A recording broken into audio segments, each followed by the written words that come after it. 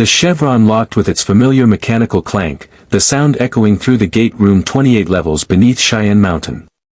Major Samantha Carter glanced at the control room where Walter Harriman's fingers moved across his console with practiced efficiency. 6 more locks followed in rapid succession, each chevron sliding into place as the dialing sequence completed. The 7th chevron engaged with a resonant thud, and the Stargate erupted to life, the unstable vortex blasting outward in a cascade of liquid-like energy before settling into its stable event horizon. "Receiving SG-3's IDC, sir," Walter announced, his voice carrying through the speakers into the gate room below. General George Hammond nodded from his position in the control room, hands clasped behind his back. "Open the iris." The titanium barrier spiraled open 3 micrometers from the shimmering event horizon. SG-3 should be stepping through any second now, returning from their routine survey mission to P3X-729. Instead, the wormhole flickered, a distortion ripple that made Carter's eyes narrow. The event horizon pulsed with colors that shouldn't exist in standard gate travel, aurora patterns of green and gold threading through the blue shimmer. "Walter, are you seeing this?" Carter moved toward the window. "Energy spike, Major. Something's interfering with the wormhole on the other side." Walter's fingers flew across his keyboard. "It's not SG-3's end, it's, ma'am, I'm reading a massive gravitational distortion intersecting the established wormhole. Close the iris." Hammond's command came sharp and immediate. Too late. A figure shot through the event horizon at impossible speed, not the measured walk of returning team members but a velocity that turned arrival into impact. The person hit the iris with a sound like a thunderclap, the collision of an object moving at terminal velocity against 3 inches of titanium positioned at the molecular threshold of gate travel. The entire mountain shuddered. Klaxons wailed. The iris buckled inward, metal shrieking as it deformed from impact force that should have atomized anything trying to rematerialize against it. The figure dropped to the gate room floor in a crouch, one knee down, fist pressed against concrete. The kawoosh dissipated behind him, the wormhole destabilizing and collapsing in a shower of particles. Silence fell across the gate room, broken only by the settling groan of the damaged iris and the whine of a dozen P-90s trained on the intruder. He rose slowly, hands visible and non-threatening. Carter's breath caught. The man stood 6'3", broad-shouldered, wearing a blue suit with red cape and boots. The stylized S emblazoned on his chest caught the gate room lights. His face was human, classically handsome, strong jaw, dark hair with one curl falling across his forehead. But his eyes held something else, confusion mixed with concern, and a depth that suggested he'd seen too much suffering. "Stand down." Colonel Jack O'Neill's voice preceded him as he burst through the gate room entrance, P-90 raised and ready. Daniel Jackson and TLC followed, taking positions that boxed the stranger into the gate room's kill zone. "Identify yourself." The man's gaze swept the room, taking in the weapons, the obvious military installation, the Stargate behind him. When he spoke, his voice carried a Midwestern American accent tinged with something otherworldly. "My name is Kell. I'm not sure how I got here. One moment I was investigating an energy signature near Earth, and then something pulled me through," he gestured at the Stargate. "Through that." Through the iris, Carter breathed, staring at the buckling in the titanium that was still visible even as emergency crews prepared to assess the damage. Nothing rematerializes against the iris. The molecular disruption destroys anything that tries. "You should be dead." The stranger, Kell, met her eyes. "I'm difficult to kill." "Indeed," TLC rumbled, staff weapon trained with unwavering precision. "You possess great strength to survive such impact, yet you do not possess a Goa'uld within you. I sense no symbiote." Daniel Jackson lowered his P-90 slightly, curiosity warring with caution on his face. "Kell. That sounds Kryptonian. But that's impossible. Krypton doesn't exist, it's the symbol on your chest." I've seen similar design language in ancient texts about stellar mythologies, but let's save the cultural studies for later, Daniel. O'Neill kept his weapon raised, though Carter noticed his finger was off the trigger. Jack had good instincts about threats, and something about this stranger's body language, open, non-aggressive despite the obvious power he represented, was registering as non-hostile. Right now, we've got a guy who just punched through our iris wearing what looks like a Halloween costume, claiming he fell through our Stargate from another Earth. Sir. He directed the question toward the control room where Hammond stood at the window, his expression unreadable. Secure the gate room, Hammond ordered. SF teams, maintain positions but hold fire unless he makes a hostile move. Colonel O'Neill, escort our guest to the briefing room. Let's find out exactly what we're dealing with before anyone does something we'll all regret. Kell nodded slowly, his hands still visible. I appreciate the restraint, General. I know how this looks. But I promise you, I'm not here to cause harm. I'm here because something went very wrong with whatever that energy signature was, and I need to understand what happened so I can get home. Carter watched as SF teams moved in with restraints, though she doubted they'd hold him if he decided to leave. The man had survived molecular disruption against the iris. Nothing in their arsenal short of an Aquata-enhanced nuclear device would likely stop him. But he allowed himself to be escorted toward the corridor, moving with careful precision as though aware his strength could accidentally harm someone. As the SF teams led him past, Kal-El's eyes met Carter's. I heard you mention Earth. Is this Earth? Which year? What version of? He stopped himself, processing. You have an active Stargate. You're dialing other worlds. How long has Earth had this technology? For years, O'Neill answered, his tone flat. Give or take some classified details. Now move along, Superman, and let's see if your story holds up under scrutiny. The stranger's expression flickered with something, recognition. Amusement, at the name, but he said nothing more as the SF teams guided him toward interrogation. Carter exchanged glances with Daniel and TLC. The anthropologist looked fascinated, already mentally cataloging questions about parallel universes and dimensional travel. TLC's expression remained impassive, but she caught the subtle shift in his stance that meant he was deeply troubled by something. This is going to get complicated, Daniel said quietly. It already is, Carter replied, her mind racing through the physics of what she'd just witnessed. Gate travel dematerialized matter at the subatomic level and rematerialized it at the destination. The iris disrupted that rematerialization by providing an obstacle exactly 3 micrometers from the event horizon. Anything trying to rematerialize was torn apart at the molecular level before it could fully reform. This Kal-El had not only survived that process but had struck the iris with enough force to deform titanium designed to withstand staff weapon blasts. Whatever he wasn't human. At least, not human as Earth understood the term. And if the energy readings she'd glimpsed before the wormhole collapsed were accurate, his arrival had been forced by something far more powerful than a simple gate malfunction. Something had reached across dimensions and pulled him here deliberately. The question was, why? If you want to see more characters enter different universes, hit that subscribe button and drop the name of a character and the universe you'd want to see them in down in the comments below. Indeed. In the control room, General Hammond stared at the damaged iris and then at the readings Walter was compiling. Whatever had just walked through their gate might be the key to understanding ancient technology they'd only theorized about, or it might be the greatest threat Stargate Command had ever faced. He picked up the phone to alert the President. This was going to require authorization far above his pay grade.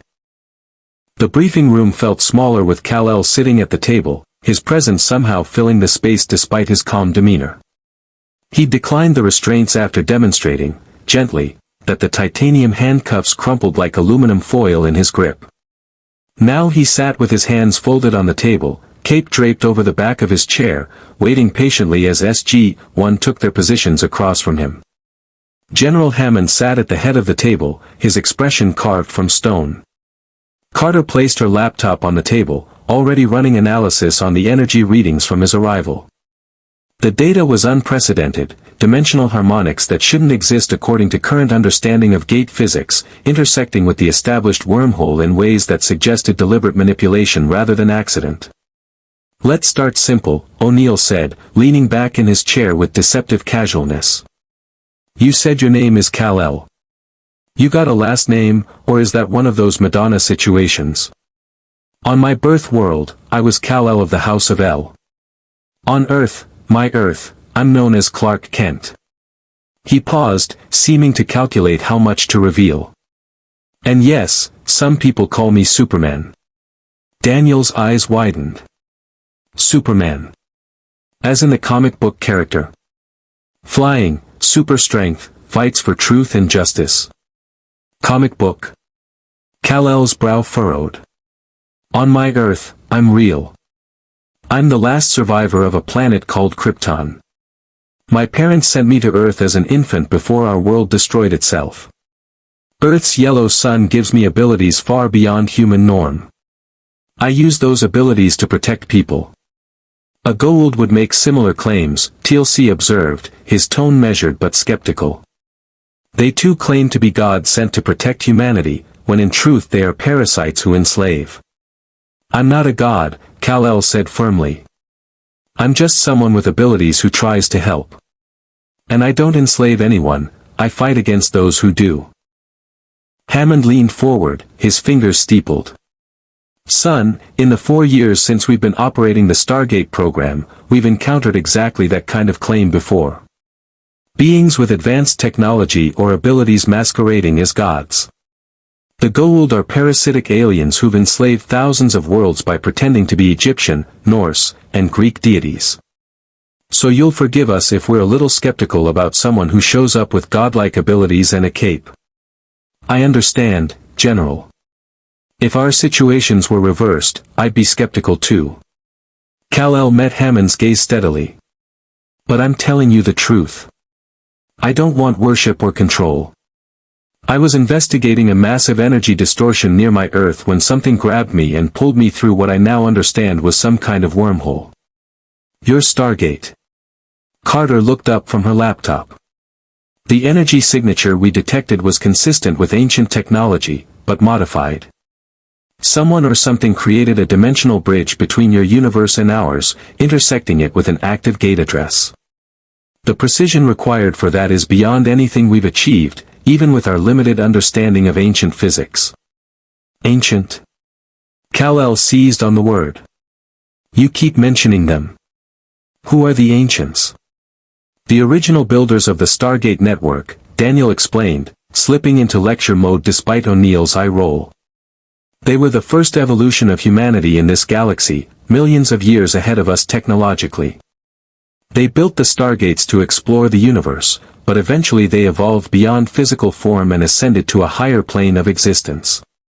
Most of their technology is far beyond our current understanding. And someone used that technology to grab me and drag me here." Kal-El's jaw tightened.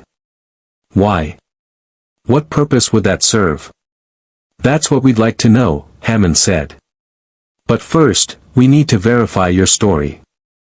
Major Carter, what can you tell us about his arrival?" Carter turned her laptop so the others could see the data. "The dimensional harmonics are unlike anything in our database. If he's telling the truth about being pulled from a parallel universe, the energy required would be enormous, equivalent to a fully charged ZPM, maybe more. But here's what concerns me, the targeting was precise. Whatever did this knew exactly where to find him and exactly when to open the bridge. This wasn't random. Someone wanted me here specifically," Kal-El said slowly. "But I don't know anyone in this universe. I've never encountered technology that could reach across dimensional barriers. Even Brainiac couldn't." He stopped, shaking his head. "Different universe, different context. The point is, I don't know who or what brought me here, but they went to considerable effort to do it." O'Neill stood, pacing to the window that overlooked the gate room where repair crews were assessing the iris damage. "Let's say we believe you. Let's say you're telling the truth about being some kind of superpowered alien from another dimension. That still leaves us with a problem. You're stuck here, and we have no idea how to send you back. Plus, your arrival punched a hole in our primary defensive system, and we're going to have some very pointed questions from our oversight committees about how a single individual defeated the Iris. I'm sorry about that, Kal-El said, and Carter heard genuine regret in his voice. I wasn't trying to break your defenses. I was traveling at high velocity when I hit the Iris. The impact should have killed me, but my body can withstand tremendous force. I'll help repair it however I can. Indeed, your durability is impressive, TLC said. But it raises questions. What else can you do, Kal-El of Krypton? The question hung in the air. Carter watched the stranger carefully, noting the way he hesitated before answering. He was choosing his words precisely, aware that revealing too much might make him seem like a threat while revealing too little would maintain suspicion. I'm stronger than any human, Kal-El finally said. Faster too. I can fly, see through most materials, hear across great distances. My body absorbs solar radiation and converts it to energy, which fuels my abilities and makes me highly resistant to damage. I can project concentrated heat from my eyes, and expel freezing breath. I heal rapidly from injuries, though I've rarely been seriously hurt. The room fell silent. Daniel whistled softly.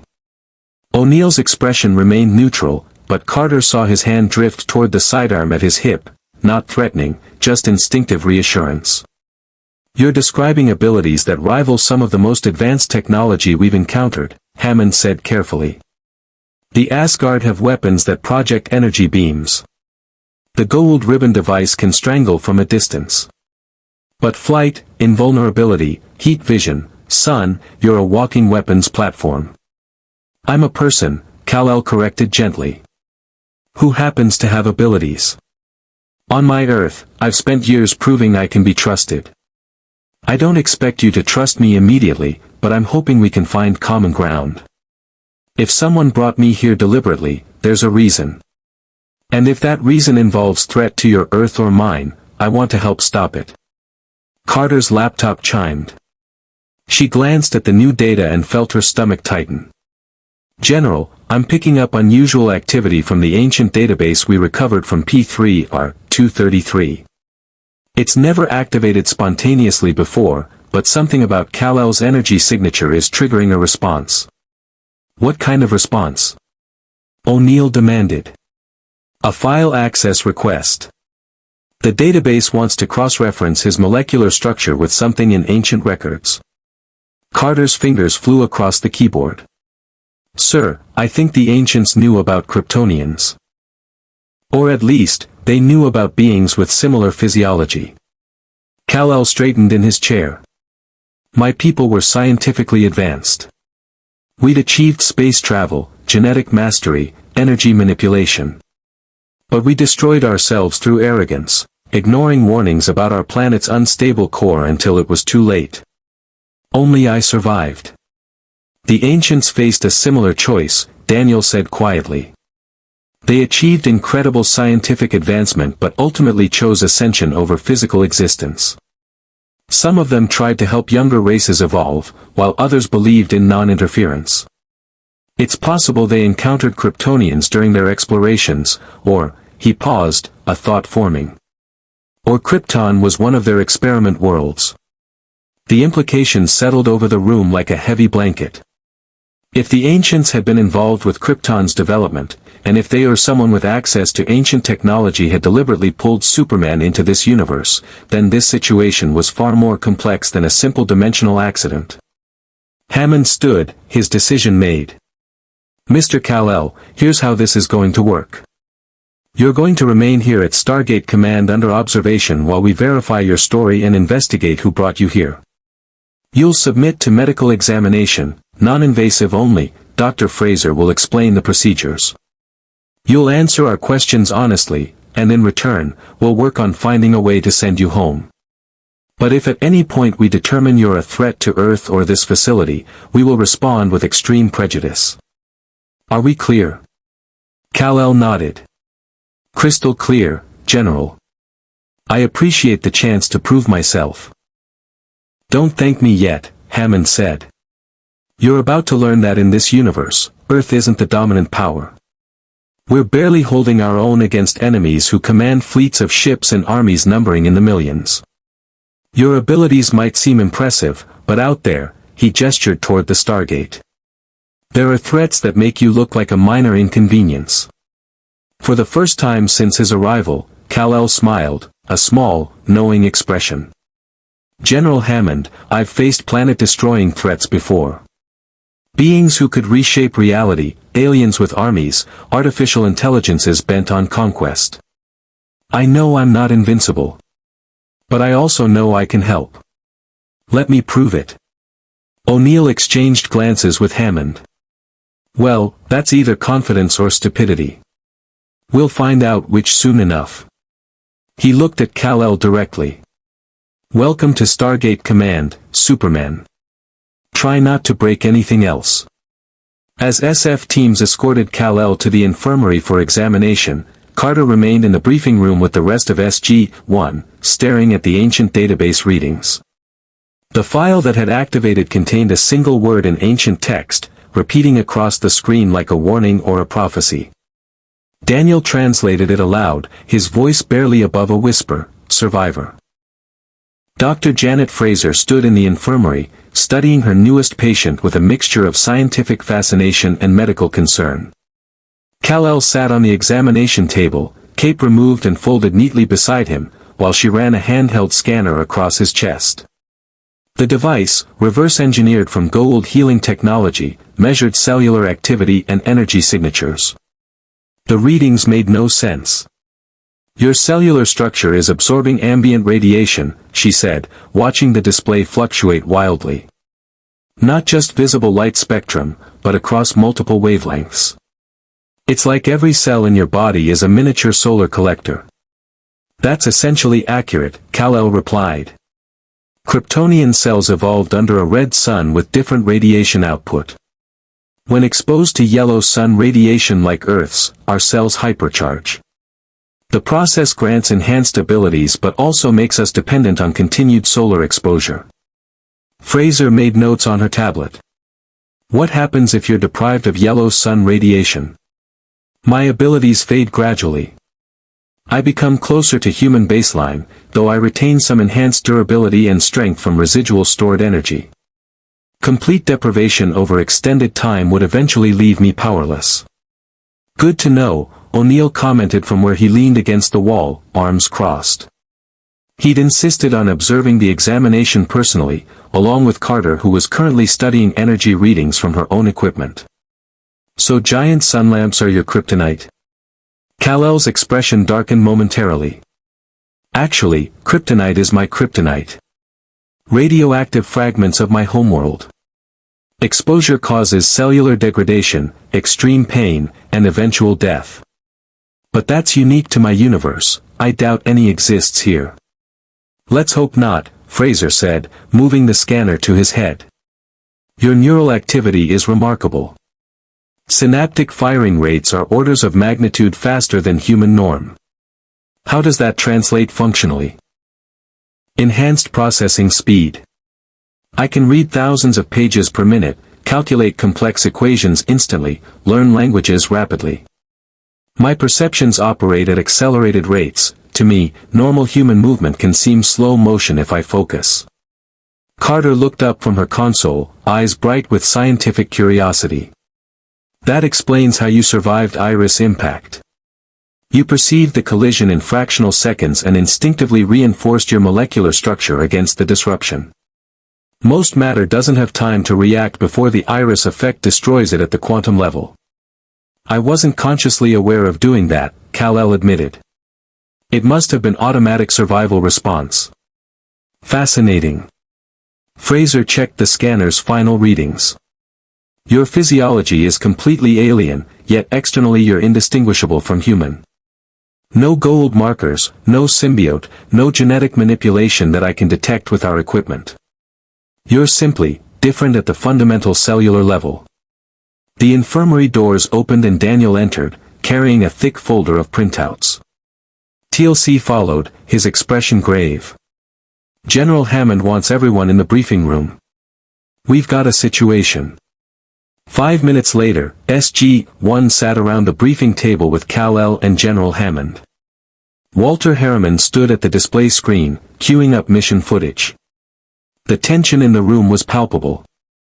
"This is from SG-9's mission to P4C-970, recorded 6 hours ago," Walter explained, starting the playback. The screen showed a standard MALP video feed, barren desert landscape, ruins in the distance, dual suns in a purple sky. Then the image distorted as a Goa'uld Talc appeared overhead, rings descending to transport occupants. Jaffa warriors materialized, staff weapons ready. But it was the figure walking between them that made Carter lean forward in her seat. He wore elaborate golden armor with a serpent motif, eyes glowing with the distinctive signature of a Goa'uld symbiote. His face was cruel, regal, radiating entitled power.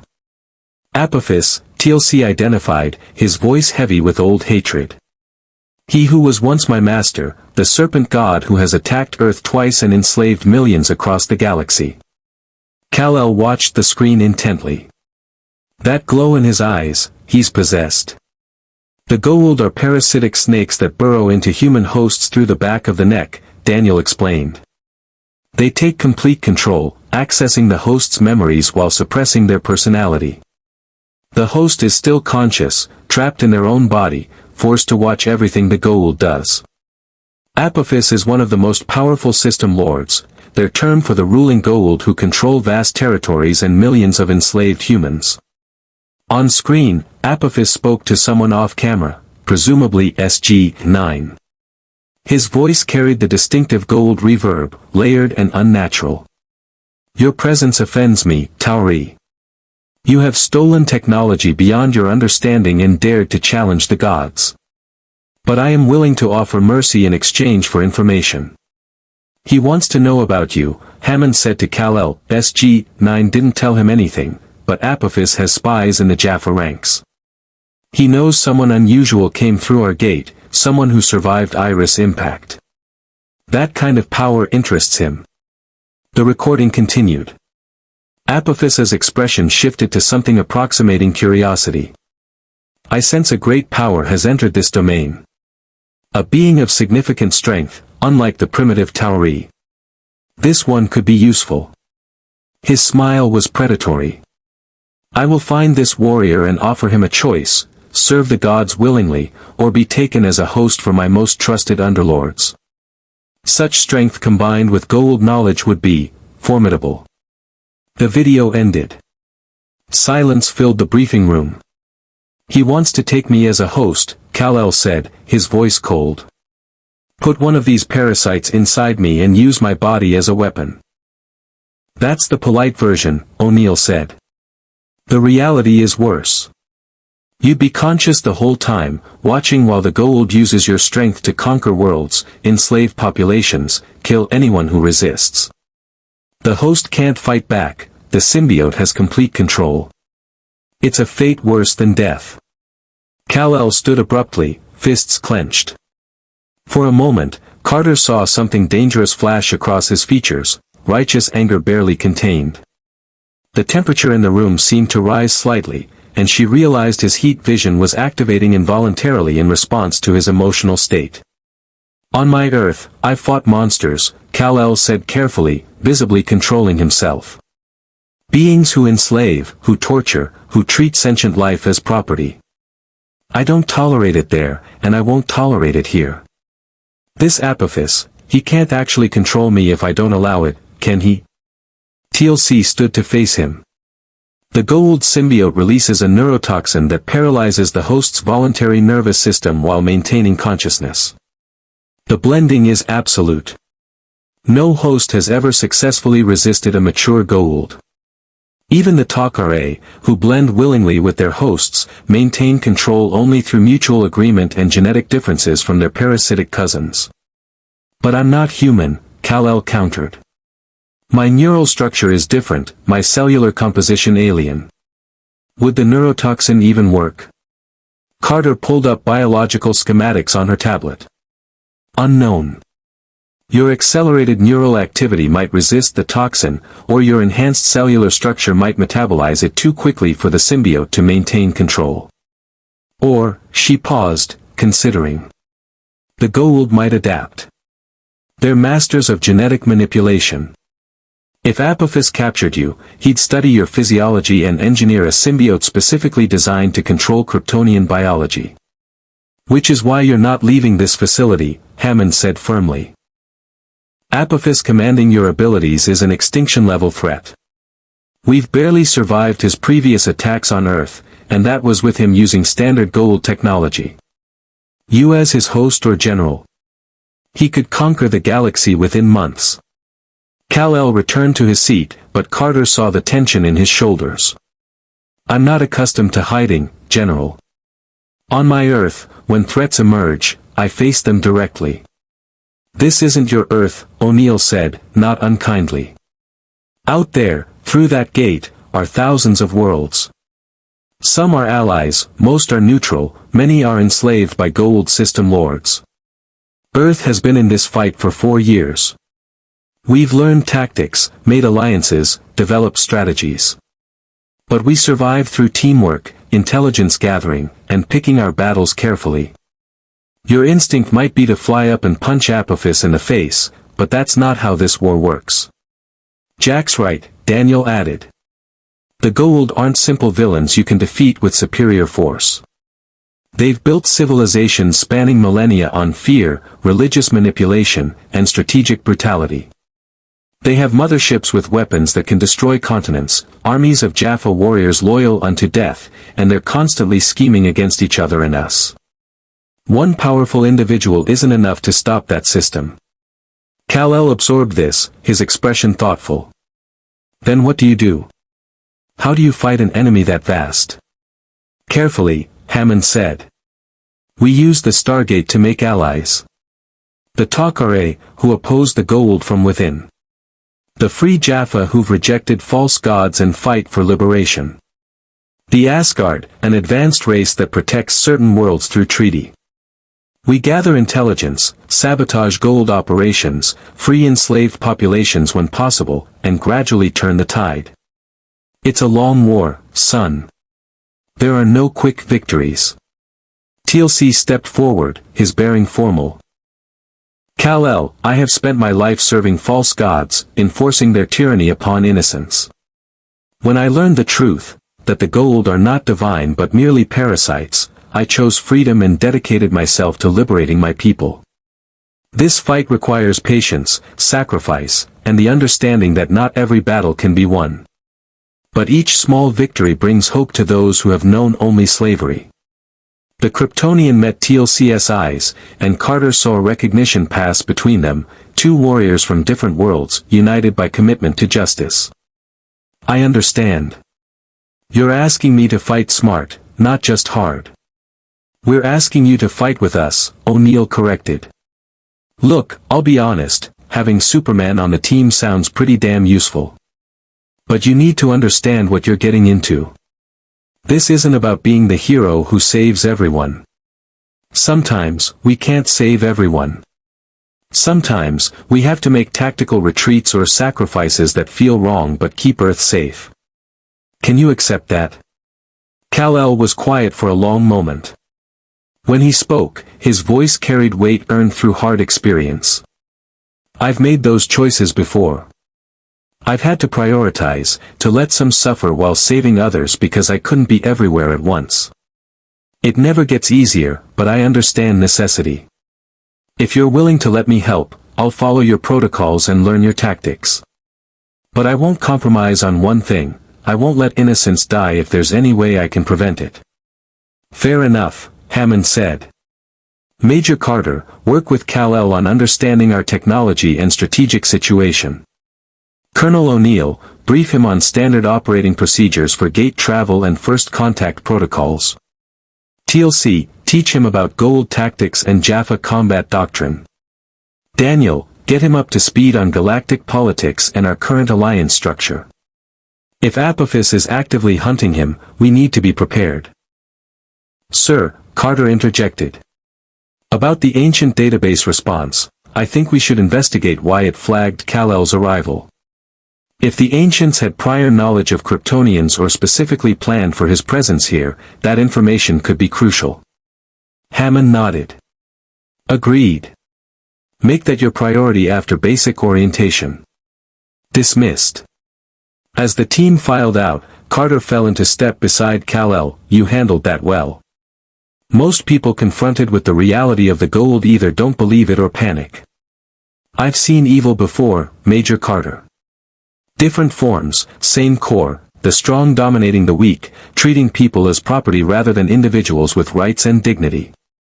Kal-El's jaw set with determination. The Goa'uld might be new to me, but the fight isn't. And whatever their technology or numbers, they can be opposed. They can be defeated. Call me Sam, she offered. And yes, they can be defeated. We've proven that much. But it's a long road. Then we'd better get started, Kal-El said. Behind them, unnoticed, TLC watched the Kryptonian walk with Carter toward the labs. The Jaffa's expression revealed nothing, but deep in his warrior's heart, he felt something he had not experienced in years, genuine hope that the tide might finally turn against the false gods who had enslaved his people for 5,000 years. The briefing room bustled with pre-mission energy 2 days after Kal-El's arrival. SG-1 stood around the table studying mission parameters while the Kryptonian listened intently, wearing SGC-issued BDUs that strained slightly across his broader frame. The cape and suit remained in secure storage. O'Neill had insisted that walking through the Stargate looking like a comic book hero would send the wrong message to potential allies. P2X-338, Daniel said, pointing to coordinates on the display. We've received communication from a human settlement called Tok'ra. They're requesting assistance with what they describe as sky demons raiding their settlements. Given the description, ring transport, energy weapons, warriors with serpent emblems, it's almost certainly Goa'uld. Jaffa, TLC corrected. A Goa'uld would not personally conduct raids on a minor world. This will be a patrol harvesting hosts or resources, led by a minor underlord seeking favor with his master. Kal-El studied the mission brief with the speed-reading ability Carter had witnessed during his orientation. 2 days of intensive briefing had brought him up to speed on gate protocols, Goa'uld technology, and tactical procedures. He'd absorbed it all with the efficiency of someone accustomed to processing vast amounts of information quickly. What's our objective? He asked. Evacuation. Negotiation. Direct engagement. Assessment first, O'Neill replied. We make contact with the locals, determine the scope of the threat, and decide if we can help or if we need to bring in reinforcements. SG-3 and SG-5 are on standby if things get hairy.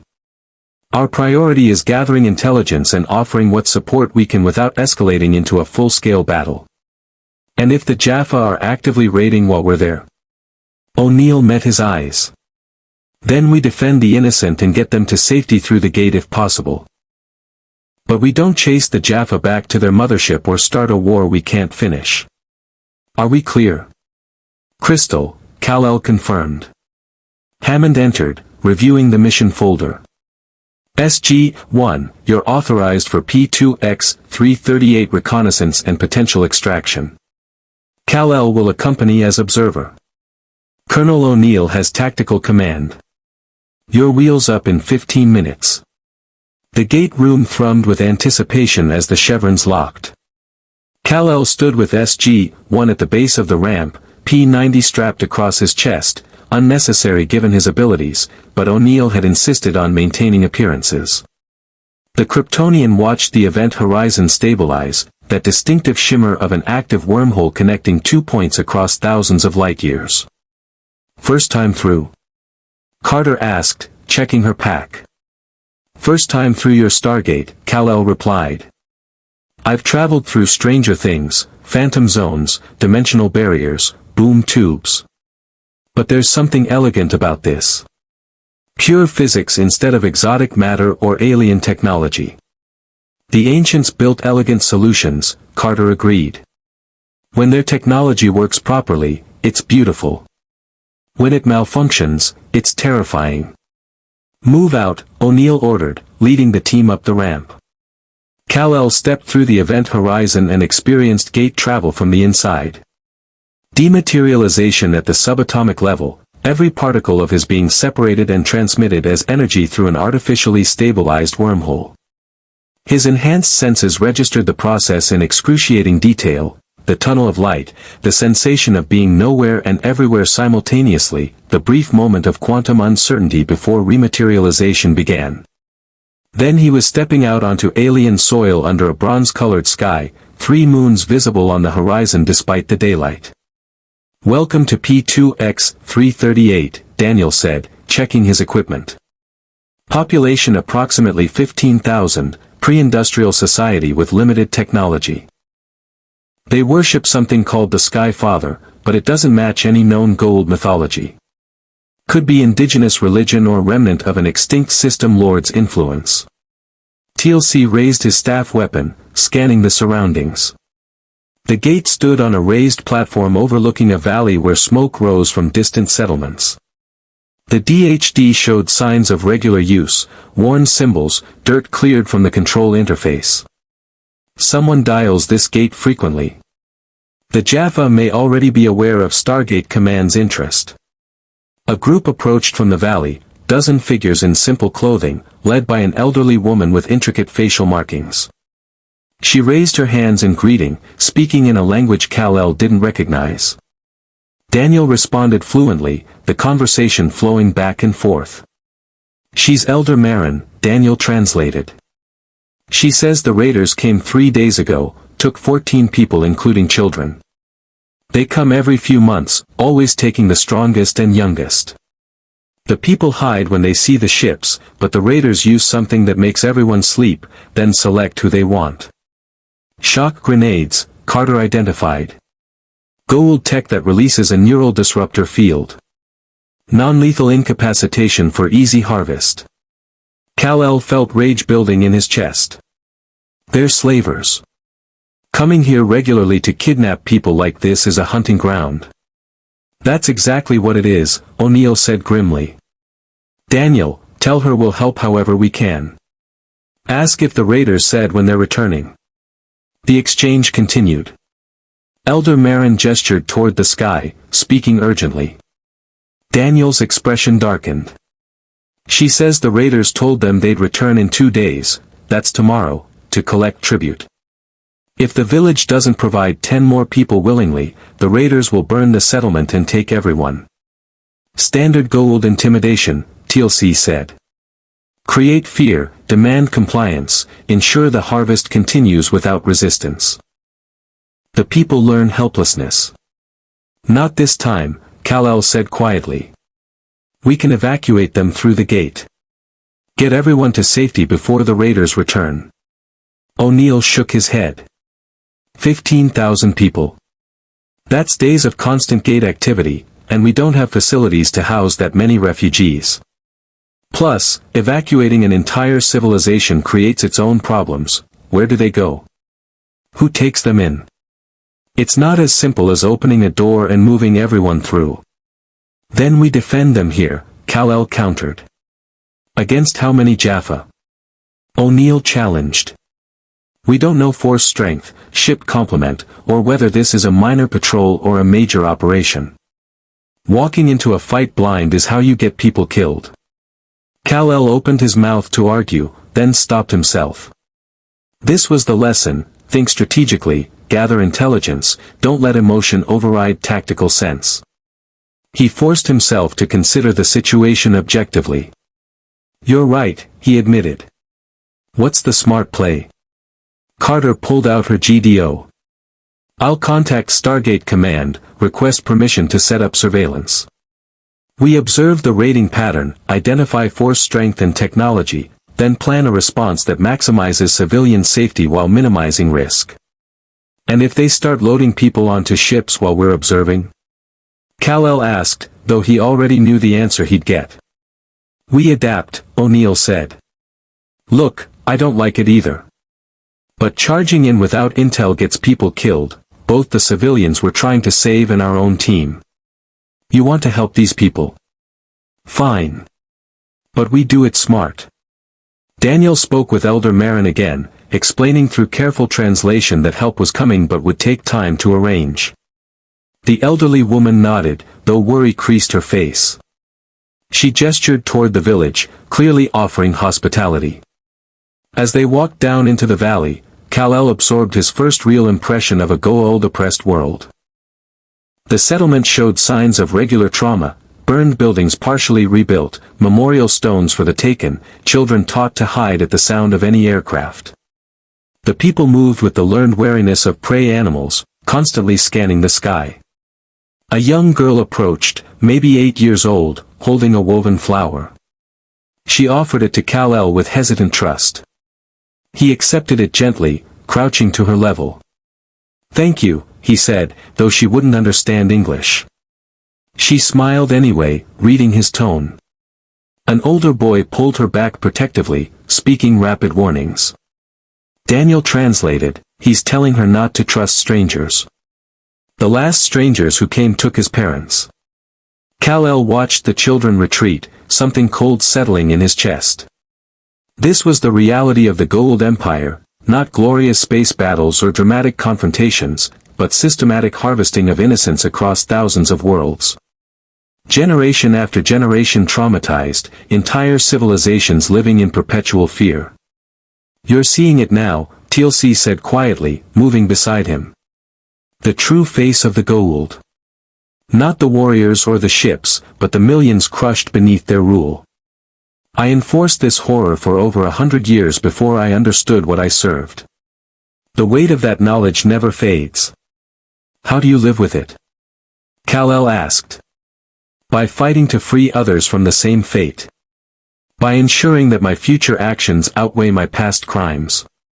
By accepting that redemption is a journey without end." TLC's expression hardened. "And by remembering that every Jaffa warrior enforcing Goa'uld will is also a slave, carrying a larval symbiote that sustains them but binds them to their masters. Freedom for my people means breaking that chain." Carter's radio crackled. "SG-1, this is Stargate Command. We're reading energy signatures consistent with Goa'uld Talc entering orbit. Multiple contacts. Estimate arrival at your position in 30 minutes. O'Neill's jaw tightened. "They're early. Daniel, tell Elder Marin to initiate evacuation protocols, get everyone into the caves or whatever shelters they use. Carter, set up the observation equipment. TLC, defensive positions. Superman," he turned to Kal-El, "you stay with me and do exactly as I say. No improvising, no heroics, not until we know what we're facing." The village erupted into controlled chaos as Elder Marin's people executed well-practiced emergency procedures. Kal-El helped carry supplies, using his strength carefully to avoid revealing his abilities while moving heavy loads that would normally require multiple people. The villagers noticed but said nothing, gratitude overriding suspicion. Overhead, the bronze sky darkened as 3 Talc cargo ships descended, rings glowing with active transport capability. Jaffa warriors materialized in the village square, 20 soldiers in serpent armor, staff weapons charged and ready. At their center stood a Goa'uld in elaborate armor, eyes glowing with symbiotic possession. "I am Lord Khepri, Underlord to the great Apophis," the possessed human announced, voice reverberating with unnatural harmonics. "You have been honored with the opportunity to serve the gods. Provide the tribute demanded, or suffer the consequences." From their concealed position, Kal-El watched through enhanced vision. He saw everything, the Jaffa's disciplined formation, the Goa'uld's arrogant posture, the villagers emerging reluctantly with 10 people chosen by lottery to sacrifice themselves for the community's survival. He saw families saying goodbye, children being pulled from parents' arms, warriors forced to stand down rather than die defending those they loved. His fists clenched. Heat vision threatened to activate. O'Neill's hand gripped his shoulder, a warning. "Not yet. We need to know if this is the whole force or if there are more ships in orbit. Those people." "I know," O'Neill said, and Kal-El heard genuine anguish beneath the tactical discipline. But if we engage now and there are motherships above, they'll glass this planet. Everyone dies. We wait for the right moment. Kell forced himself to watch as the Jaffa loaded the 10 villagers into transport rings. The Talc ships lifted off, disappearing into the bronze sky. The village square fell silent except for the sound of grief, quiet, practiced, the mourning of people who'd endured this horror repeatedly. "Carter, what did the surveillance equipment pick up?" O'Neill asked. 3 Talc, standard crew complement, she reported, studying her tablet. No mothership in orbit. This is a patrol operation, not a full invasion force. They'll return to a base somewhere in the system, probably process the captives there before shipping them to Apophis's main forces. Can we track them? Kell demanded. Yes, Carter confirmed. The ancient sensor package I installed is keyed to Goa'uld Naquata signatures. We've got their trajectory. O'Neill looked at his team, reading their expressions, then made his decision. Stargate Command, this is SG-1. Request immediate reinforcement, SG-3, SG-5, and air support if available. We're going after those ships. Kell felt something release in his chest, permission to act, to stop hiding and start helping. What's the plan? We find their base, assess defenses, and hit them hard, O'Neill said, chambering around in his P-90.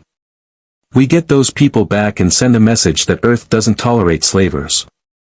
But we do it right, tactical entry, coordinated assault, extraction protocols.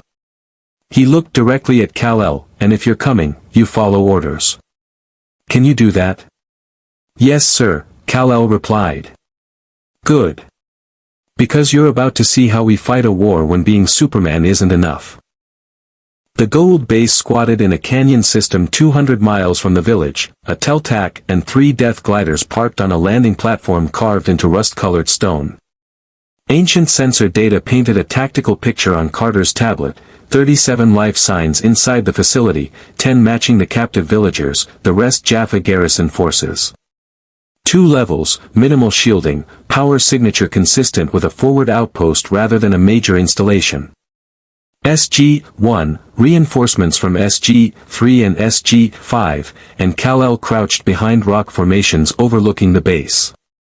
Colonel Reynolds from SG-3 studied the facility through binoculars, his expression calculating. Major Pierce from SG-5 checked ammunition loads, distributing extra magazines to his team. Standard Goa'uld outpost design, TLC assessed. The prisoners will be held on the lower level in containment cells. Staff weapons are designed to intimidate rather than kill efficiently, they prefer taking hosts alive. The Jaffa garrison will be veteran warriors, well-trained but overconfident in their technological superiority. O'Neill sketched the tactical approach in the dirt. 3-pronged assault. SG-3 takes the landing platform, secures the ship so nobody escapes. SG-5 provides covering fire from elevated positions here and here.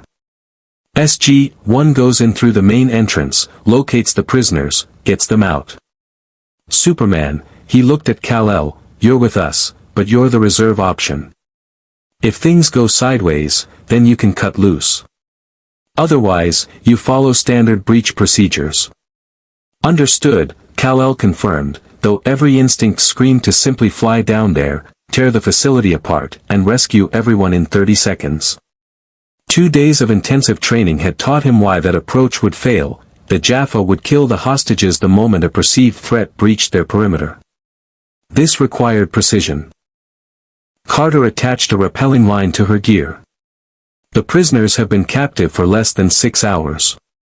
Unlikely they've been implanted with symbiotes yet, that process requires more sophisticated facilities. We extract them, destroy the outpost, send a message to Apophis that this world is under Earth's protection. And when Apophis responds with a mothership? Reynolds asked pragmatically. We'll cross that bridge when it explodes, O'Neill replied. Questions? Concerns? Last-minute prayers to gods who definitely aren't the Goa'uld. Kell raised a hand. The captives, they'll be terrified, possibly injured. Once we breach, how do we keep them calm during extraction? Daniel adjusted his pack. I speak enough of their language to explain we're there to help.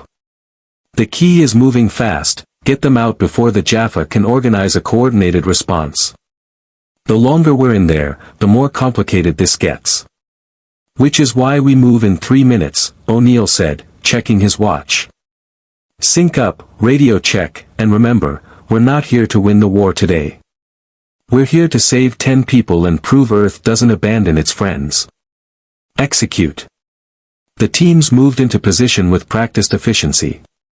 Kell followed SG-1 down the canyon wall, using his strength carefully to navigate the descent faster than humanly possible while maintaining the appearance of normal capability. Carter noticed, giving him a slight nod, permission to operate at enhanced capacity as long as he stayed within tactical parameters. They reached the facility's entrance, a heavy Nequadorian-forced door with gold hieroglyphs warning that this territory belonged to Apophis. TLC placed a shaped charge while O'Neill radioed confirmation to the other teams. On my mark, O'Neill whispered. 3, 2, 1, mark. The explosion shattered the door inward. SG-1 flowed through the breach with military precision, P-90S up and scanning. The corridor beyond was dimly lit, walls carved from stone and reinforced with metallic supports. 2 Jaffa guards turned toward the noise, staff weapons rising. TLC's sat fire caught one before he could activate his weapon.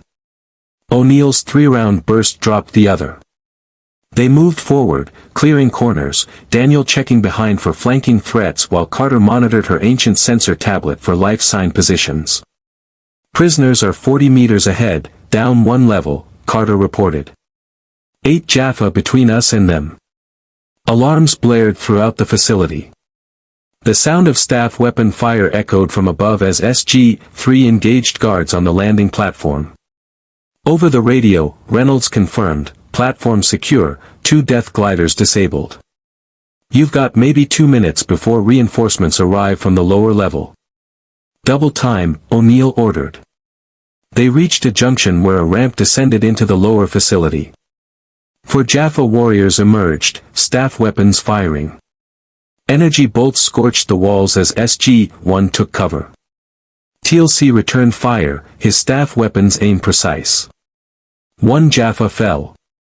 O'Neill's grenades forced the others back, buying seconds.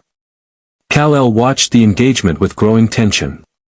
The Jaffa were regrouping, and he could hear, with his enhanced senses, more warriors mobilizing deeper in the facility.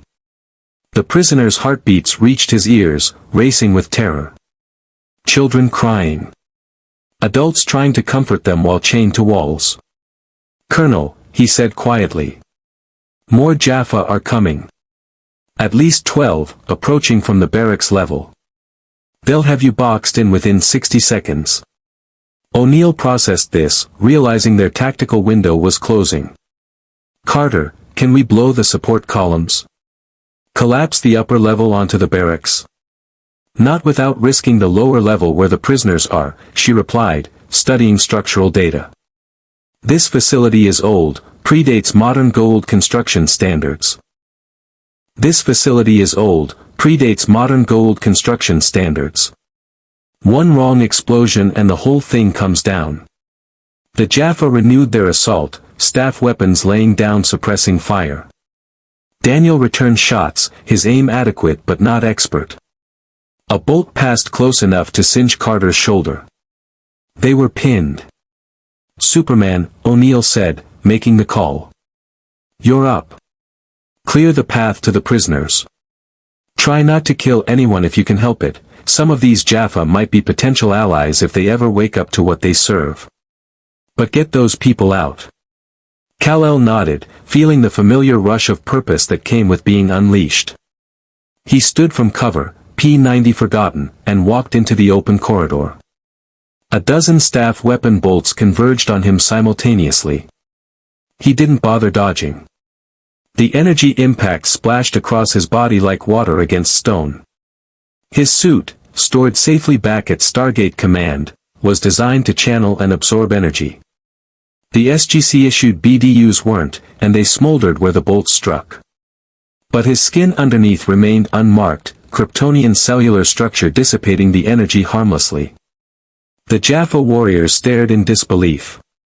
One shouted, Ashrak, in Goa'uld, assassin. Another, Hakhtar. Advanced human. They redoubled their fire, bolts hammering into Kell as he advanced steadily down the corridor. He moved faster than their eyes could track, crossing 20 meters in a blur. His fist connected with the nearest Jaffa's staff weapon, shattering the crystalline focusing mechanism. He grabbed the warrior with measured force, enough to incapacitate, not enough to kill, and tossed him gently against the wall. The Jaffa slumped, unconscious. The next three warriors rushed him with shock staffs, melee weapons charged with electrical current. Kell caught the first staff mid-swing, yanked it from the Jaffa's grip, and used the blunt end to sweep the warrior's legs. The second warrior's electrical charge washed over him uselessly, his body absorbed electrical energy as easily as kinetic force. He disarmed that one with a precise strike to the wrist, then rendered him unconscious with a controlled blow. The remaining Jaffa, seeing their weapons ineffective, drew Zatnik telephones, the handheld weapons that stunned on first shot, killed on second, disintegrated on third. The first Zat blast hit Kell square in the chest. He felt it, a neural disruptor designed to overload the nervous system, but his Kryptonian physiology processed the energy differently. It hurt, like touching a live wire, but didn't incapacitate. That actually stings, he admitted, before moving with superhuman speed to disarm the remaining warriors. Within 15 seconds, 8 Jaffa lay unconscious in the corridor, disarmed but alive. Kell stood among them, slightly winded, BDU shirt ruined but otherwise unharmed. SG-1 emerged from cover, weapons trained on the corridor behind in case more Jaffa appeared. O'Neill surveyed the unconscious warriors with professional assessment. Okay, that was impressive. Little showy, but effective.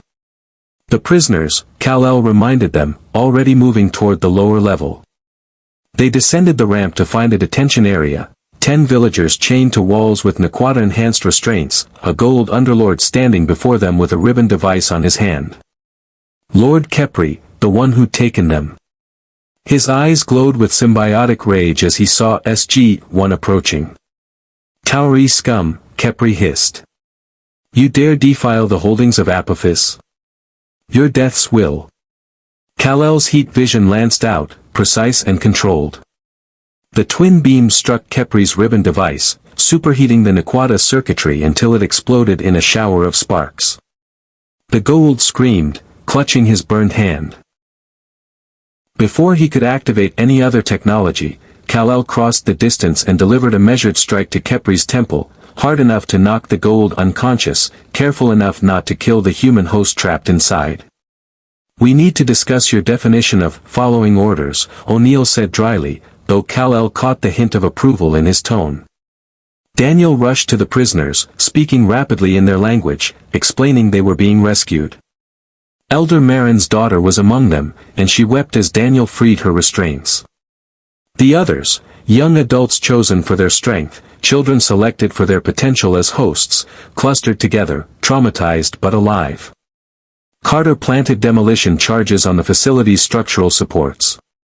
We've got maybe 90 seconds before this place becomes unstable. TLC, help me with the timers. Wait, Kell said, superhearing detecting something wrong. There are more prisoners. Lower level, maybe 100 meters below us. Their heartbeats are weaker, they've been here longer. TLC's expression darkened. The breeding pits. Apophis maintains human populations for symbiote hosts. Those below are likely awaiting transport to his primary facilities. How many? O'Neill demanded. I count 37 heartbeats, Kell reported. Some children. They're in bad shape, malnutrition, dehydration, fear. O'Neill looked at Carter. Can we reach them? She checked the facility schematics on her tablet. There's an access shaft, but it's 50 meters of vertical descent with no ladder. And we're out of time, those demolition charges are set to blow in 70 seconds. Every member of SG-1 looked at Kell. He understood the unspoken question, could he save them? Get these 10 through the Stargate, Kell said, already moving toward the access shaft. I'll get the others. Superman, wait, O'Neill started, but Kell was already gone, dropping into the shaft with controlled flight. He descended through darkness lit only by his X-ray vision, seeing through walls to locate the breeding chamber. The sight made his stomach turn, humans in cages, branded with Goa'uld symbols, treated as livestock. He tore the access door from its hinges and entered the chamber. 37 terrified faces turned toward him, men, women, children who'd been captive so long they'd forgotten freedom. They saw his strength, his impossible entry, and some fell to their knees thinking him another Goa'uld. I'm here to help, he said, knowing they wouldn't understand the words but hoping his tone conveyed truth. He began ripping cage doors open, using heat vision to melt through Naquadah locks when necessary. The prisoners emerged hesitantly, and he gestured urgently toward the access shaft. Above, he heard Carter's voice through the demolished facility, 30 seconds to detonation. Kell made a decision. He gathered the prisoners, grabbed them by arms, shoulders, waists, lifting them with impossible strength and speed. He couldn't carry all 37 simultaneously, but he could move faster than any human. First trip, 10 prisoners rocketed up the shaft and deposited in the upper detention area. Second trip, 12 more. Third trip, the remaining 15, including the children who weighed nothing in his arms. He emerged into the upper facility with seconds to spare. SG-1 had already evacuated the first group of prisoners. O'Neill stood at the exit, waving urgently. Move, move, move. Kell herded the confused, frightened people toward the exit, using his body to shield them from falling debris as the demolition charges began their countdown. They burst out into the canyon as the facility exploded inward, support columns collapsing, Goa'uld technology consumed in secondary detonations. The prisoners, 47 total now, huddled together as SG teams secured the perimeter. Medical personnel from SG-5 began triage. Daniel worked to calm them, explaining through careful translation that they were going somewhere safe. O'Neill approached Kell, who stood watching the burning facility. You went off plan. There were people dying down there, Kell replied. I know. And you saved them. O'Neill extended his hand. Good work, Superman. Little reckless, definitely not by the book, but good work. Kell shook his hand, feeling the weight of acceptance. Thank you, Colonel. Don't thank me yet, O'Neill said, looking at the group of freed prisoners. Now comes the hard part, figuring out what to do with 47 traumatized people from a pre-industrial society, some of whom have been captive for years. The rescue is the easy part. The aftermath is where it gets complicated. TLC approached, his expression grave. Kell, you have demonstrated great power and courage. But you must understand, there are thousands of facilities like this across the galaxy. Millions enslaved. You cannot save them all, no matter your strength. The weight of that truth settled over Kell like a physical burden. He looked at the freed prisoners, 47 lives saved. A victory by any measure. But TLC was right. Somewhere across the galaxy, in this very moment, more people were being taken. More children separated from parents. More innocents branded and caged. One rescue didn't change the system. It didn't topple the Goa'uld Empire or free the enslaved masses. It was a single drop of hope in an ocean of suffering. But it was also proof that resistance was possible. That the false gods could bleed. Then we keep fighting, Kell said quietly. One facility at a time, one world at a time, until the Goa'uld have nothing left but fear of what we'll do next. Carter was checking her tablet when her expression suddenly changed. Colonel, we have a problem. Long-range sensors are detecting a Hatak mothership entering the system. Goa'uld design, heading directly toward us. How long? O'Neill demanded. 20 minutes until weapons range. It's moving fast, they know something happened here. Reynolds swore. We can't evacuate 47 people through the gate in 20 minutes, not while maintaining security protocols. The teams looked to O'Neill for orders. The colonel's jaw worked as he calculated impossible odds. Then his eyes found Kell. How high can you fly? O'Neill asked. Kell understood immediately. High enough. Fast enough. Then it's time to see if Superman can take on a mothership, O'Neill said.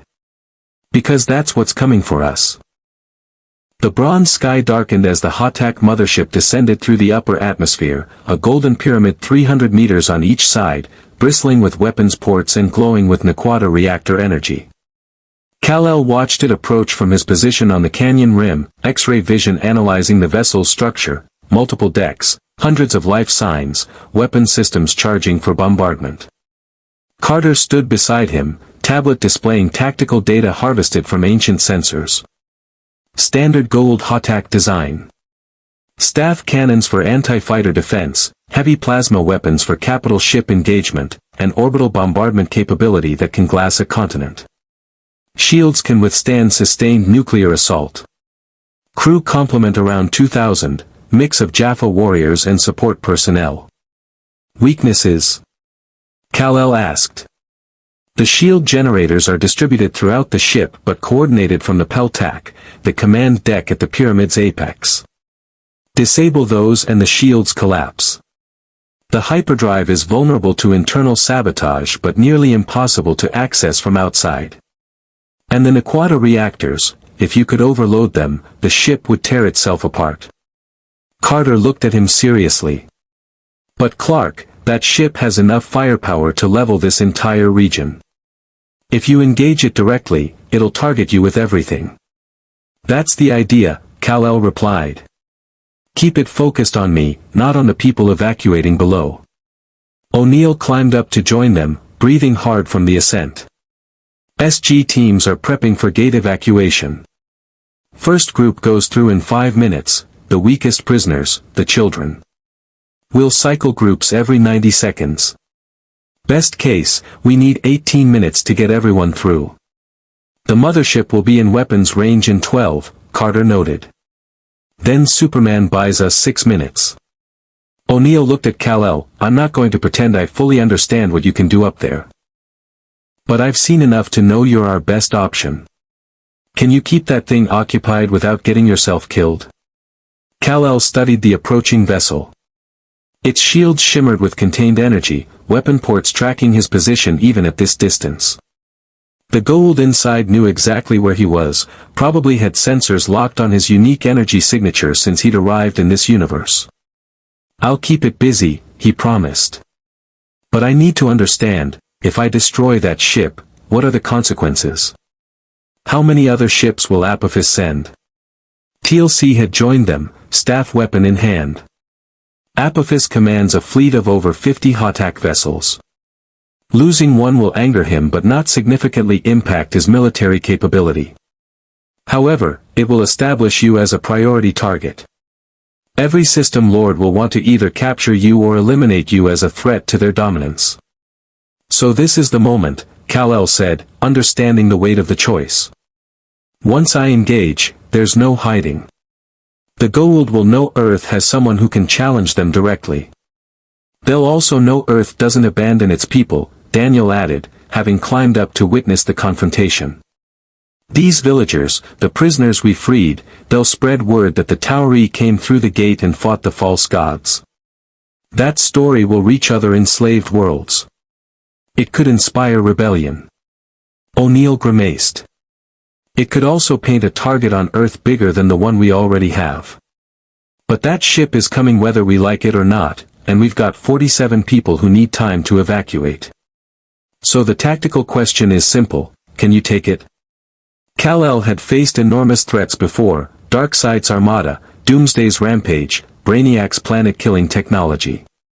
He'd fought beings who commanded godlike power and survived. But those battles had been in his universe, where he understood the rules, knew his limits, had allies he'd trained with for years. Here, he was alone except for a military team he'd known for 3 days. The physics were slightly different. Yellow sun radiation processed at 90% efficiency, gate travel still affecting his cellular structure in ways he didn't fully understand. The enemies used technology he'd never encountered, tactics designed to counter threats he represented. But below, in the canyon, children huddled with their parents waiting for evacuation. The same children he'd pulled from cages. The same innocents the Goa'uld treated as livestock. "I can take it," he said with quiet conviction.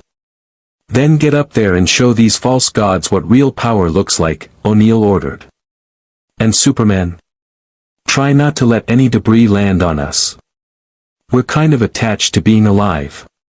Kal-El smiled slightly, then launched himself skyward. The familiar sensation of flight surrounded him, gravitational manipulation at the molecular level, his body defying physics through Kryptonian biology. He accelerated rapidly, breaking the sound barrier, leaving a vapor trail across the bronze sky. The Hatak sensors tracked him instantly. Weapon ports swiveled, locking on. The first volley of staff cannon fire lanced toward him, dozens of energy bolts converging on his position. He banked hard, dodging most, allowing a few to strike him directly to test their effectiveness. The impacts hurt, more than staff weapons on the ground. These were capital ship-grade plasma charges designed to destroy fighters. Each hit felt like being punched by someone with enhanced strength. Not debilitating, but noticeable. Enough that sustained fire would eventually wear him down. He accelerated higher, drawing the ship's attention upward, away from the canyon. The Hatak followed, rising into the upper atmosphere where thinner air reduced atmospheric resistance. More weapons fired, heavy plasma cannons that left ionized trails across the sky. Kal-El dodged, weaved, and returned fire with heat vision. His twin beams lanced across the Hatak's shields, energy splashing harmlessly across the barrier. The shields were strong, designed to withstand nuclear weapons, exactly as Carter had described. He'd need more power or a different approach. Inside the Peltak command deck, Lord Haruyuar stood before his command throne. The System Lord, one of Apophis's rivals but currently allied through necessity, watched the view screen with calculating eyes. This was his mothership, dispatched by Apophis to investigate the destroyed outpost. Finding a single being engaging his vessel with impossible abilities, this was unexpected. "What manner of creature is this?" Haruyuar demanded, his voice reverberating with Goa'uld harmonics. Analysis. His first prime, a scarred Jaffa named Raknor, studied sensor readings. "My lord, the entity demonstrates flight capability without technological means. Energy projections from optical organs. Physical durability exceeding any known species. Readings suggest, biological rather than technological source." Haktar, Haruyuar breathed, using the Goa'uld term for advanced human. Or perhaps something more. The Tauri have somehow acquired a weapon of living flesh. His eyes gleamed with ambition and greed. "I will have this creature." Imagine such power enhanced with Goa'uld knowledge, wielding such strength in service to a god. "My lord, should we not simply destroy it?" Raknor asked cautiously. "You do not destroy a perfect host," Haruyuar snapped. "You capture it. Activate the transportation rings. Bring the creature aboard, I will subdue it personally." Outside, Kal-El sensed the change in the ship's behavior. Weapons fire ceased. The Hatak's ventral surface opened, revealing transport ring platforms. He recognized the technology from his briefings, matter transportation similar to the gate but localized, used for boarding and cargo transfer. They wanted to capture him. Take him alive. That created an opportunity. He allowed himself to drift closer, apparently disoriented from weapon impacts. The rings activated, energy fields reaching out to lock onto his position. He didn't resist the pull, letting the transportation system grab him and yank him through space. Molecular disassembly, brief transportation, rematerialization inside the Hotak's ring room. Dozens of Jaffa warriors waited, staff weapons and Zat guns trained on the platform.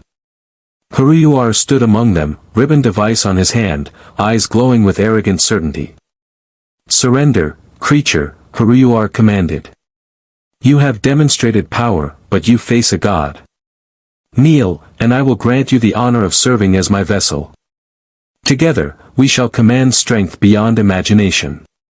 Kal-El looked around the ring room, X-ray vision penetrating walls to map the ship's interior.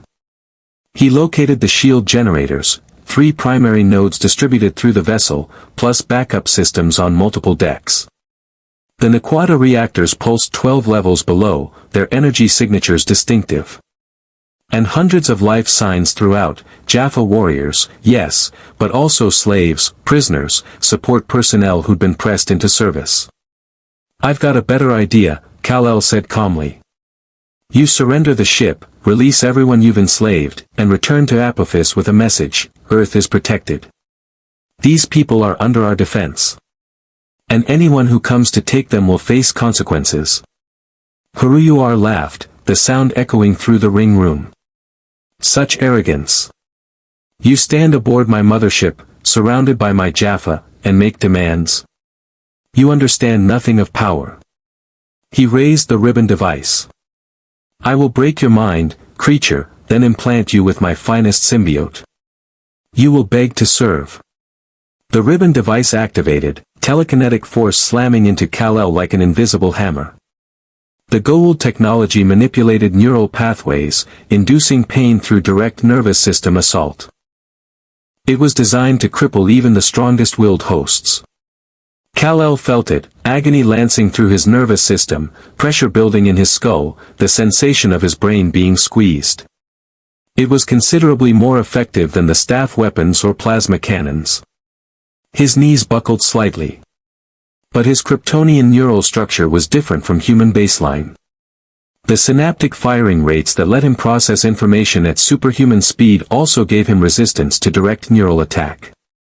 He could feel the ribbon device's assault, could experience the pain it induced, but he could also compartmentalize it, route around it, endure it through sheer willpower earned from years of pushing his limits.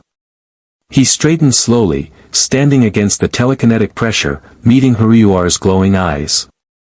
"That hurts," Kal-El admitted. "But I've been hurt before." Then he moved. Superhuman speed carried him across the ring room in a blur. Jaffa warriors fired, staff weapons, Zats, shock grenades, but he was already past them. His fist connected with Haruyuar's ribbon device, crushing the Naquata technology into sparking ruin. The Goa'uld stumbled backward, shock replacing arrogance on his possessed face. Kal-El grabbed Haruyuar by the armor, lifting him effortlessly. "I don't want to hurt you.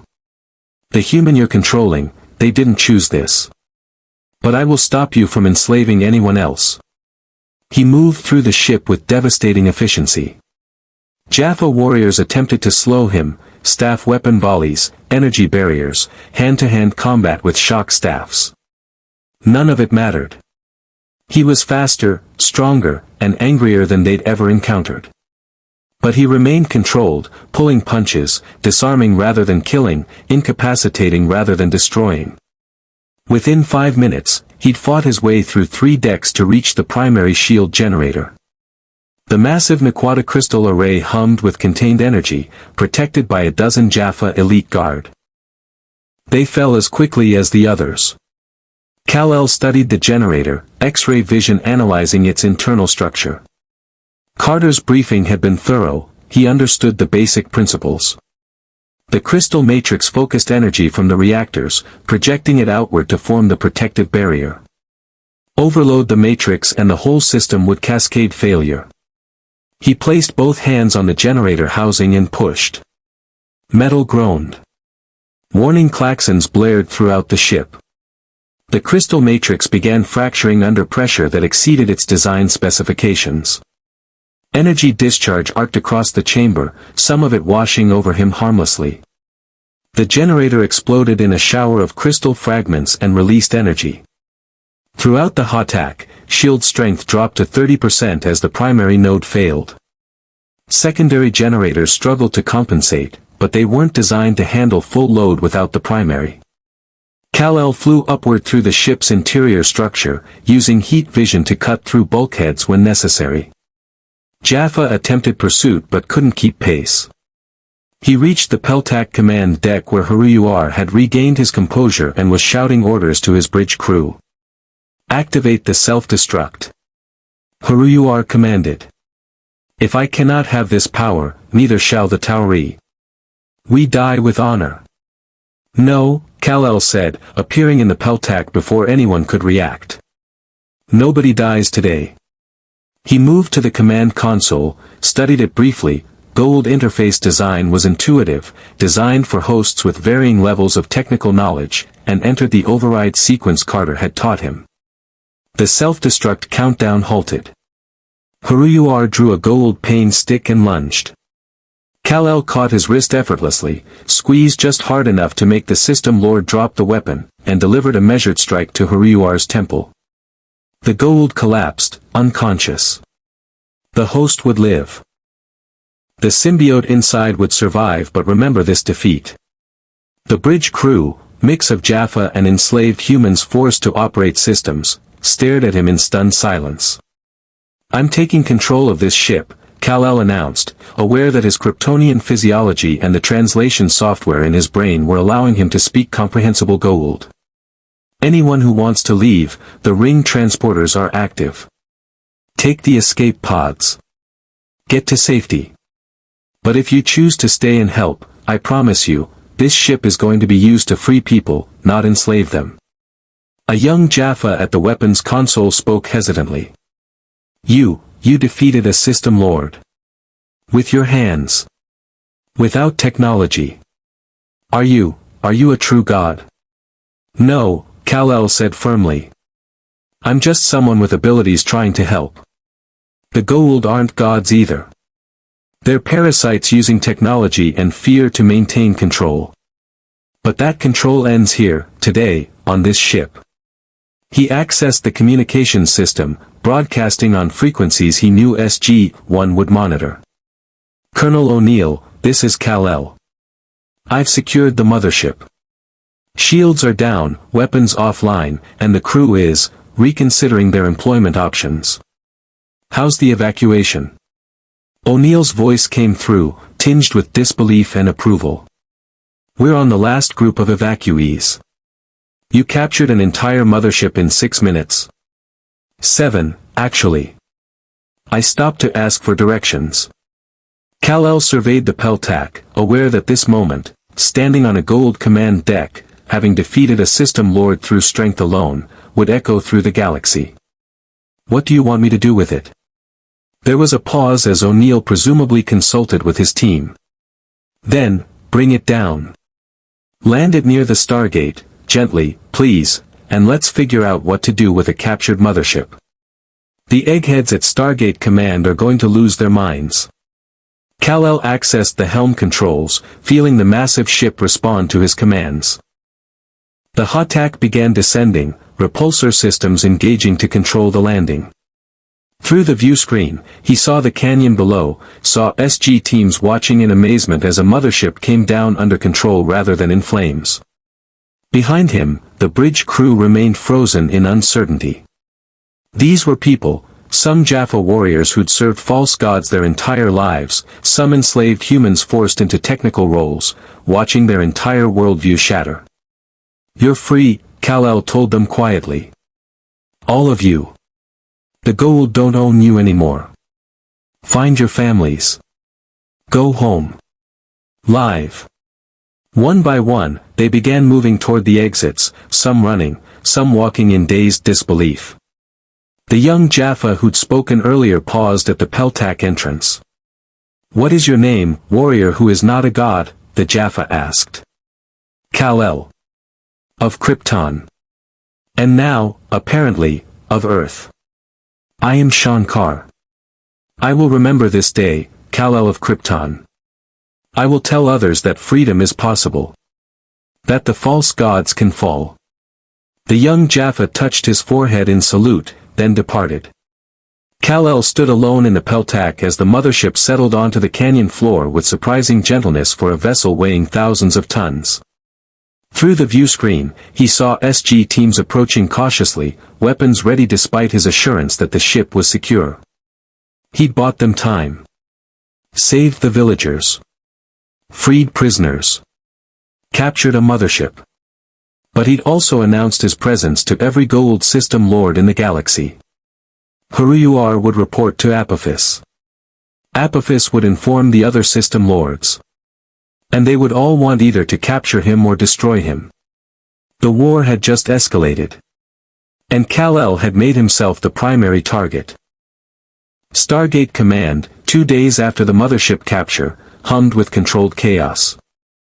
Scientists from every department crowded the gate room where the Hotak sat in a secured hangar 3 miles from the main facility, too large to fit inside the mountain, too valuable to leave unsecured. Kal-El stood in the briefing room watching live feeds of researchers swarming over Goa'uld technology like ants discovering honey. Carter's like a kid in a candy store, O'Neill observed, watching his second-in-command practically vibrate with excitement as she accessed the ship's ancient-derived database. She's been awake for 36 hours straight cataloging systems.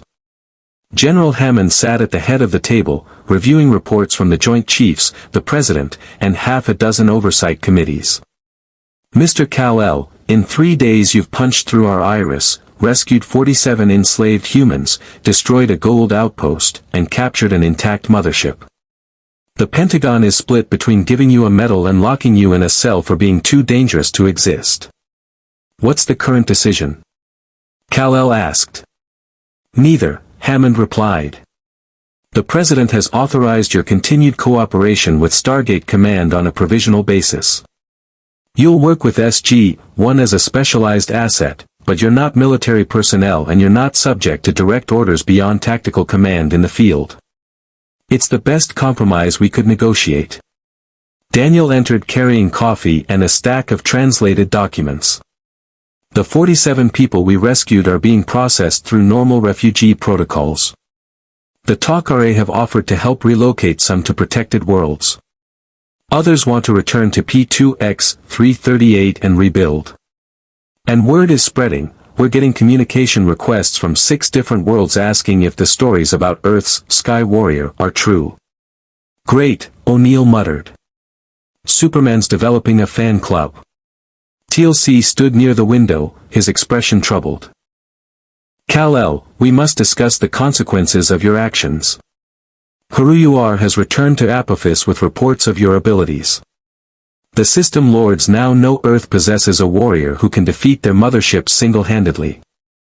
This makes you both a tremendous asset and an enormous liability. Before Kal-El could respond, Walter Harriman's voice came through the intercom. General Hammond, we're receiving an off-world activation. Incoming wormhole, IDC code identifies as, Sir, it's Tok'ra. Hammond stood. Open the iris. The briefing room cleared, everyone moving to the control room overlooking the gate. The event horizon shimmered, and 3 figures emerged, 2 humans in Tok'ra clothing flanked by a third who moved with distinctive Tok'ra grace indicating a blended host. The lead figure's eyes flashed briefly as the symbiote took control. I am a niece of the Tok'ra, the woman announced, her voice carrying the dual-toned quality of symbiote speech. I bring urgent intelligence regarding the one called Kal-El. O'Neill leaned toward Hammond. That was fast. The Tok'ra spy network is getting efficient. Hammond activated the intercom. Escort our guests to the briefing room. Minutes later, Anise sat across from SG-1 and Kal-El, her eyes flickering between human and symbiote control as she spoke. The system lords convened emergency council 3 hours ago, only the second time in 10 years they've called full assembly. The subject was you, Kal-El. Apophis presented Huruyuar's report, a being of immense power, biological rather than technological, aligned with the Tauri. The council is divided. Divided how? Carter asked. Anisa's symbiote took control, speaking with clinical precision. Lord Yu sees you as potential ally, he respects power and recognizes mutual enemies. Ball views you as fascinating puzzle to be solved through study or destruction. Cronus wants immediate military action, he's preparing fleet assets to attack Earth before you become greater threat. But it is Apophis who presents the most immediate danger. She produced a holographic projector, ancient technology repurposed by the Tok'ra. The device displayed a three-dimensional image of a Goa'uld sarcophagus chamber, but the sarcophagus itself had been modified with crystalline arrays and neural interface technology Kell didn't recognize. This is Apophis's latest project, Anis continued. He calls it the God Maker. It's a modified sarcophagus combined with ancient genetic manipulation technology recovered from a repository. The device is designed to enhance a host's biological capabilities to superhuman levels, strength, durability, regeneration. Apophis believes if he can engineer Jaffa warriors with abilities approaching yours, he can counter your advantage. Kell leaned forward, studying the hologram. Can it work? Unknown, Anis admitted. Ancient genetic technology is notoriously unstable. Most subjects exposed to uncontrolled enhancement die horribly. But Apophis has access to millions of potential test subjects. Even a low success rate would eventually produce viable enhanced warriors. How long until he has a working prototype? Hammond demanded. Our intelligence suggests 3 months minimum, possibly 6. But that assumes continued access to his research facility on Tartarus, a heavily fortified world deep in his territory. TLC's expression hardened. Tartarus is where Apophis conducts his most forbidden experiments. I was stationed there briefly during my time as First Prime. The defenses are formidable, orbital weapons platforms, multiple Hatak in permanent garrison, Jaffa regiments numbering in the thousands. It is designed to be impregnable. Nothing's impregnable, O'Neill said, but his tone suggested he knew the challenges involved. What's the Tok'ra's interest in this? Anis's human host, Freya, took control, speaking with more warmth. The Tok'ra oppose anything that strengthens the Goa'uld. If Apophis succeeds in creating enhanced warriors, the balance of power shifts dramatically in his favor. He could use them to crush rival system lords and solidify absolute control. We cannot allow that.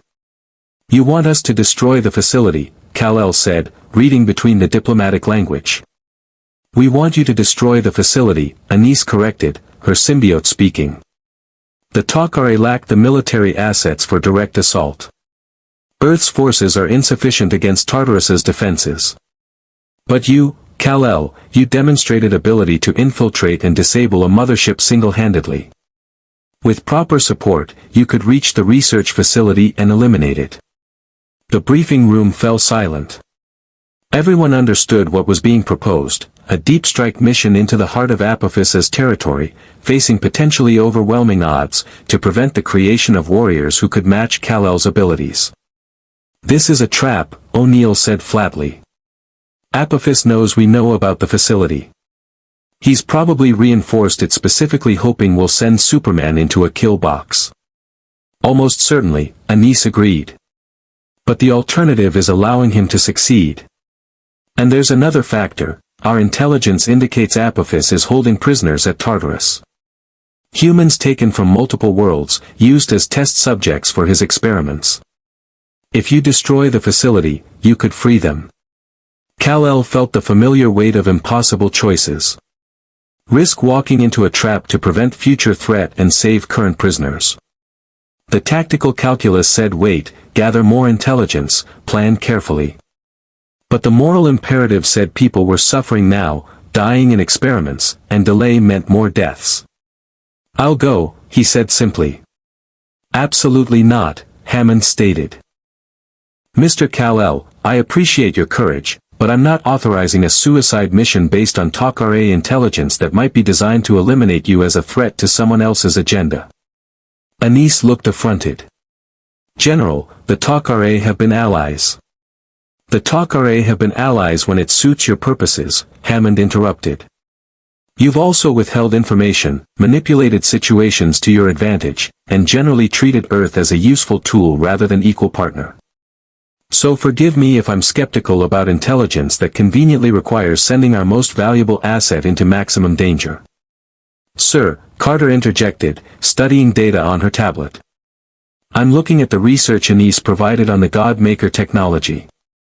The science is sound. This is based on ancient genetic templates similar to what we've seen with the advanced human experiments.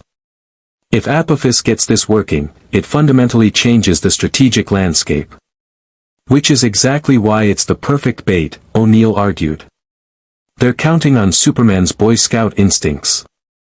Dangle prisoners and a doomsday weapon, watch him fly right into the trap. Daniel spoke up quietly. Jack's right that it could be a trap. But he's also right that doing nothing means those prisoners die and Apophis potentially gets super soldiers. We're in a no-win scenario unless we find a third option.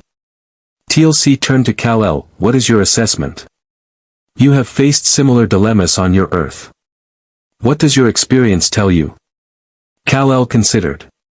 On his Earth, he'd faced countless traps, Lex Luthor's elaborate schemes, Darkseid's manipulations, villains who knew his weaknesses and exploited them. He'd learned caution, learned to think tactically, learned that rushing in blindly got people killed. But he'd also learned that sometimes, you had to take the risk. That inaction in the face of suffering was its own form of failure. I think it's probably a trap, Kell said slowly. I think Apophis is smart enough to use my nature against me. But I also think the threat is real and the prisoners are real. So the question isn't whether to act, it's how to act smart. Elaborate, Hammond prompted. We don't send me alone. We use the mothership we captured, staff it with volunteers, use Tok'ra intelligence to create false IFF codes, approach Tartarus as if we're a loyal vessel returning from patrol. Get me close enough to the facility that I can infiltrate before they realize what's happening. Meanwhile, SG teams set demolition charges on critical systems. When the facility goes down, we extract prisoners through the mothership's ring transporters and retreat before their fleet can respond. O'Neill nodded slowly. Trojan horse approach. I like it. Still suicidally dangerous, but at least it's clever suicide. The captured mothership lacks full crew, TLC noted. We would need experienced personnel to operate it convincingly. The Tok'ra could provide operatives familiar with Goa'uld systems. Anisa's eyes gleamed with interest. The Tok'ra would be willing to participate in such an operation. If you're serious about this assault, we can provide support. Hammond stood, pacing to the window. This would be the largest and riskiest operation Stargate Command has ever attempted. We'd be taking a captured enemy vessel, crewed by Tok'ra operatives and SG teams, deep into hostile territory to assault a heavily defended facility. The odds of everyone making it back are low, O'Neill finished. But not zero. And if we pull it off, we take out Apophis's super soldier program, free prisoners, and prove Earth can hit targets deep inside Goa'uld territory. That's worth the risk. Carter was already pulling up tactical projections. We'd need at least 3 SG teams, SG-1 for primary assault, SG-3 for demolitions, SG-5 for prisoner extraction. Flight time to Tartarus via Hatak hyperdrive is approximately 8 hours. We'd have maybe 30 minutes on station before their garrison fleet responded. It's tight but possible. Daniel, you'd be essential for communicating with prisoners, O'Neill said. They'll be from multiple worlds, multiple languages. We need you to keep them calm during extraction. I'm in, Daniel confirmed without hesitation. TLC, we need your knowledge of Apophis's security protocols and Tartarus's layout. You have it, O'Neill, TLC stated. I welcome the opportunity to strike at Apophis directly. Hammond looked at each person in the room, seeing the determination, the calculated risk acceptance, the shared commitment to action despite the danger. I'll need to clear this with the President. This could start a full-scale war with Apophis. Sir, Kell said respectfully, with respect, the war already started the moment I arrived in this universe. Apophis wants me captured or dead. He's developing weapons specifically to counter me. And he's torturing innocents in the process. We can wait and let him strengthen his position, or we can hit him now while he's still preparing. Hammond studied the Kryptonian for a long moment. You really meant what you said about not tolerating slavers, didn't you? Every word, General. Then God help us all, because we're going to war. Hammond turned to Walter. Get me a secure line to the President. And start mission prep for Operation Fallen God. We leave in 48 hours. As the briefing room emptied for preparation, Anise approached Kell privately. Her eyes flickered, the symbiote speaking. You interest us greatly, Kell of Krypton. Your biology is unlike anything we've encountered. The Tok'ra have mastered blending technology, willing symbiosis that enhances both host and symbiote. Have you considered what you could achieve with a Tok'ra symbiote? The combination of Kryptonian strength and Tok'ra knowledge would be formidable. Kell met her eyes steadily. I've had things try to control me before. Take over my mind, use my body as a weapon. The answer was no then. It's no now. We do not control, Anise said, sounding almost offended. We blend. Partnership, not dominance. I appreciate the distinction, Kell replied. But I've seen what the Goa'uld do with hosts. I've seen people trapped in their own bodies. Even willing blending, I'm not interested in sharing my consciousness with another being. I work better alone in here. He tapped his temple. Alone is dangerous, Anise warned. Apophis will be prepared for you. He has studied the reports, analyzed your capabilities. Whatever awaits at Tartarus will be designed specifically to neutralize your advantages. Then I'll adapt, Kell said. It's what I do. Anise studied him a moment longer, then nodded and departed, leaving Kell alone with his thoughts. Carter found him an hour later in the mothership hangar, standing in the Peltac studying Goa'uld controls. Learning the systems, she asked. Trying to, he admitted. Your Goa'uld is significantly better than mine. These controls are intuitive but the language is dense with symbolic meaning I'm missing. Here, Carter moved beside him, pointing to various stations. Helm, weapons, shields, communications.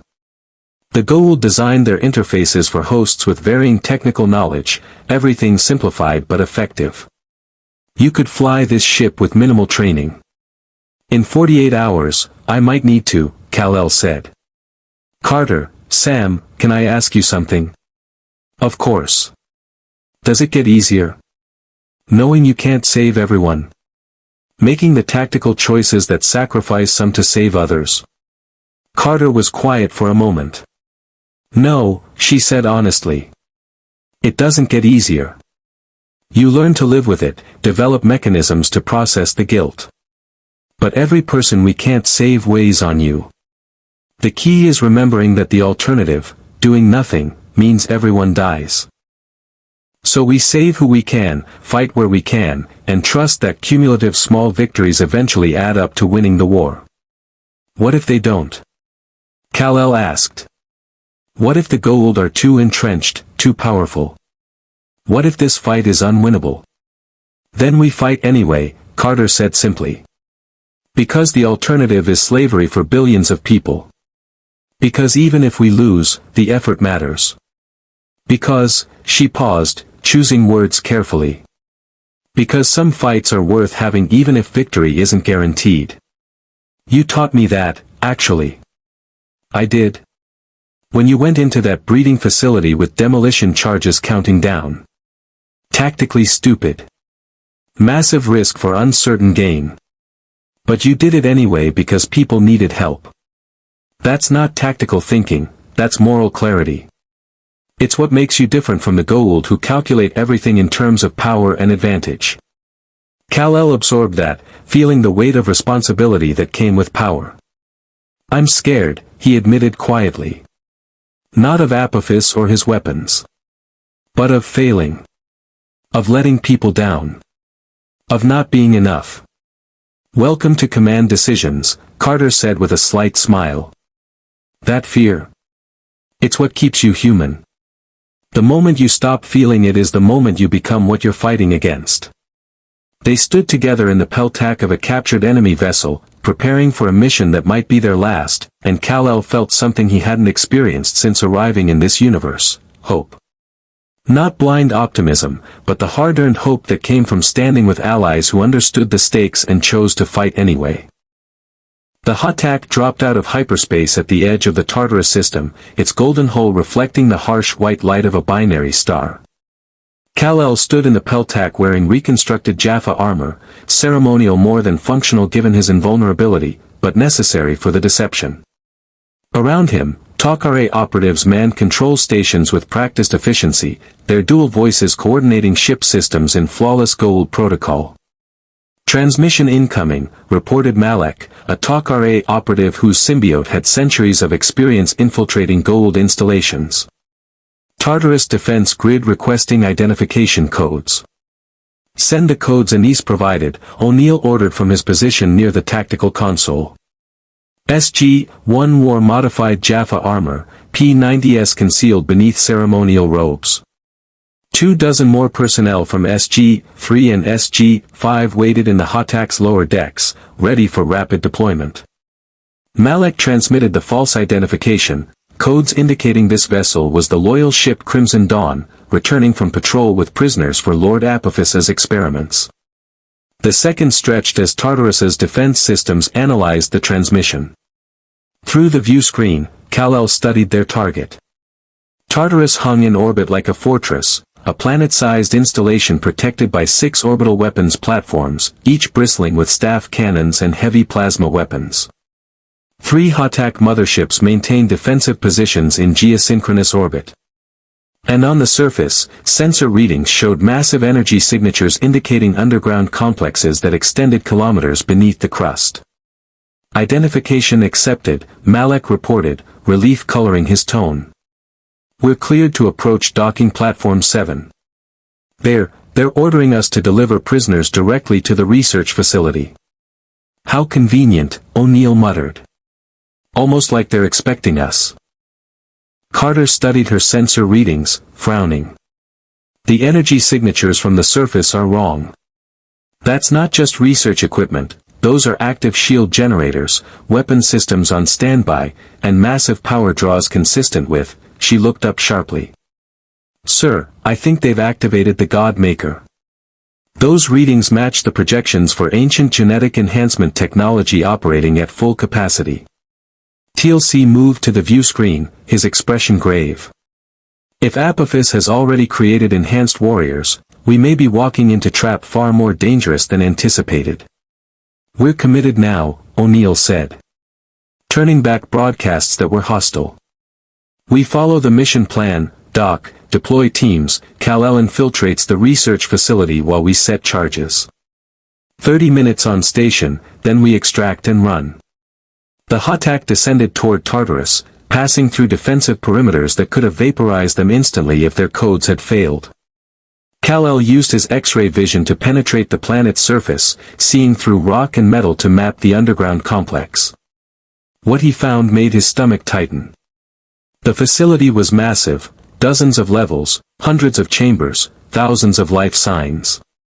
But it was the central chamber that drew his attention, a modified sarcophagus surrounded by ancient technology, and inside it, something was changing.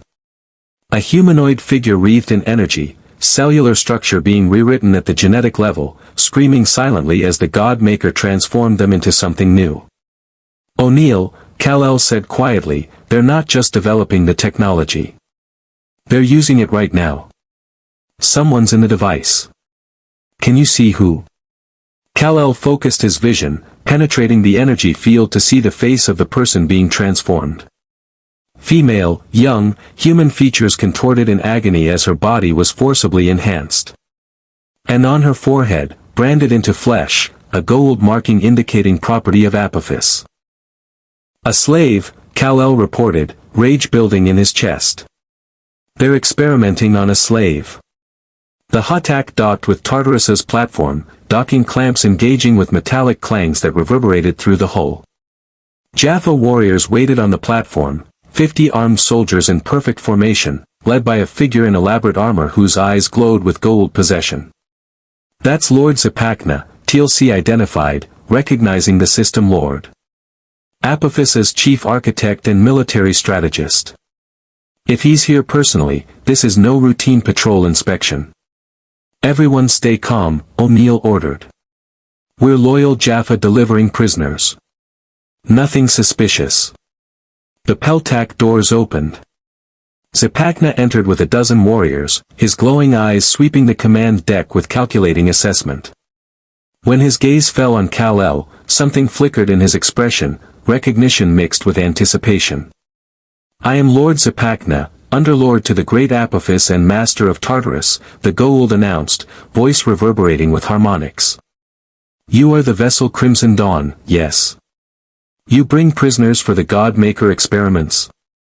We do, my lord, Malek responded, his Tok'ra symbiote perfectly mimicking Jaffa subservience. 20 humans captured from multiple worlds, suitable for testing. Zipacna smiled, an expression that contained no warmth. How fortuitous. Apophis will be pleased. He has been waiting for fresh subjects. His eyes fixed on Kell again.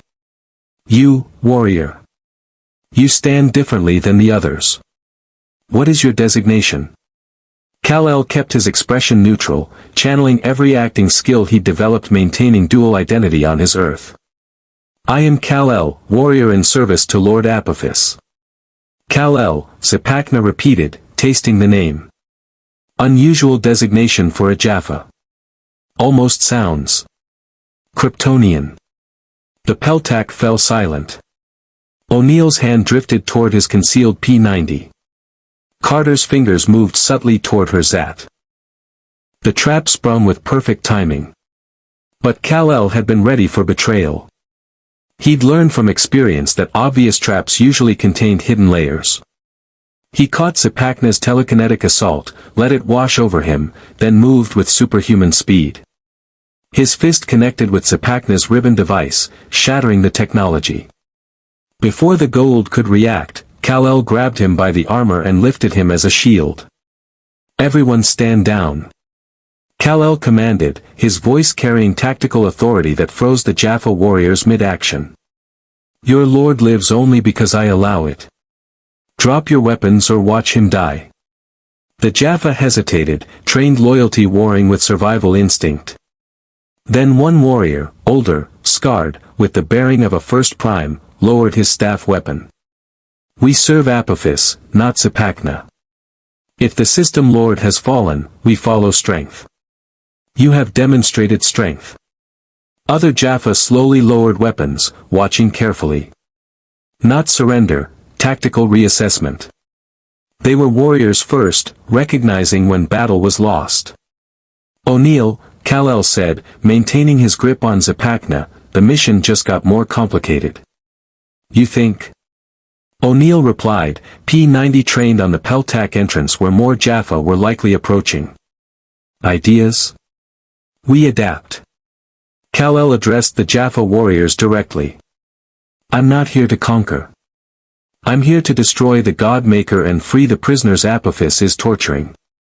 You can help, or you can stay out of my way. But know this, I'm going into that research facility, and anyone who tries to stop me will fail. The first prime stepped forward, removing his helmet to reveal gray hair and a face marked by 100 battles. I am Goa'uld, first prime of Tartarus garrison. You speak of freeing prisoners and destroying Apophis's works. Why should we believe you? Because I just had the perfect opportunity to kill Zipacna and I didn't, Kell replied. Because I'm telling you honestly what I'm going to do instead of lying. And because, he looked directly at Goa'uld. I think you know the experiments happening below are abominations. I think you've seen what Apophis does to innocents and it troubles you, even if you can't admit it. Goa'uld's expression flickered, something between anger and recognition. The God-Maker kills 9 out of 10 subjects. Their screams echo through the facility. We are told this is necessary, that Apophis creates weapons to defend against threats. But it is difficult to ignore suffering. Then help me stop it, Kal-El urged. You don't have to betray Apophis entirely. Just, look the other way while I do what needs doing. TLC stepped forward, removing his own helmet. Kor'eke, I am TLC, once first prime to Apophis, now free Jaffa who serves no false god. Kal-El speaks truth. The Goa'uld are parasites who have enslaved our people for millennia. The experiments below are not to protect us, they are to create weapons to maintain control. You have seen this. You know this. The only question is whether you have the courage to act upon that knowledge. The two first primes, one enslaved, one free, stared at each other across the Peltac. Decades of conditioning warred with growing doubt in Kor'eke's expression. Finally, Kor'eke spoke. I cannot help you. To do so would be treason against my god. He paused, then added carefully, but if certain security systems were to malfunction, and if garrison patrols happened to be deployed to distant sectors, and if containment protocols experienced technical difficulties, these things sometimes occur in facilities as complex as Tartarus. It was as close to active assistance as a loyal Jaffa could offer without breaking completely. Kal-El understood the compromise. Kor'eke wouldn't fight alongside them, but he wouldn't actively oppose them either. Understood, Kal-El said. Thank you. He released Zipacna, who collapsed to the deck gasping. The Goa'uld's eyes blazed with hatred. The God-Maker dominated the center, a sarcophagus crossed with ancient technology, surrounded by crystal arrays that pulsed with stolen genetic knowledge.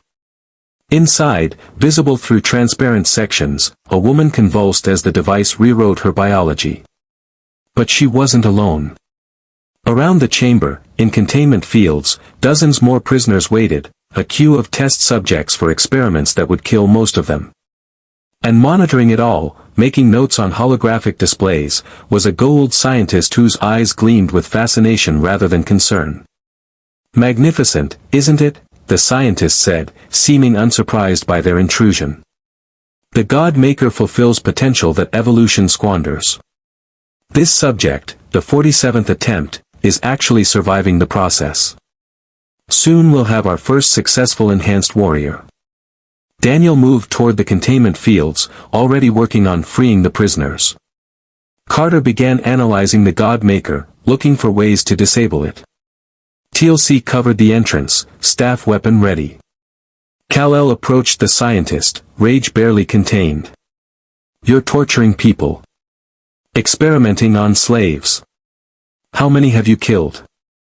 46, the scientist replied without shame. But one success justifies any number of failures. That is the way of science. That's the way of monsters, Kal-El corrected. He reached for the God-Maker's controls, intending to shut it down. I wouldn't, the scientist warned. The process is irreversible once initiated. Stopping it now would kill the subject instantly, and trigger failsafes that would destroy this entire level, killing everyone here including your friends and all these prisoners you're trying to save. Carter checked her readings, face pale. He's right. The device is locked into active cycle. We can't shut it down without catastrophic feedback. Then what do we do? Daniel asked, still working to free prisoners who pressed against their containment fields desperately. O'Neill stared at the God-Maker, at the woman inside still being transformed. How long until the process completes? 3 minutes, the scientist said.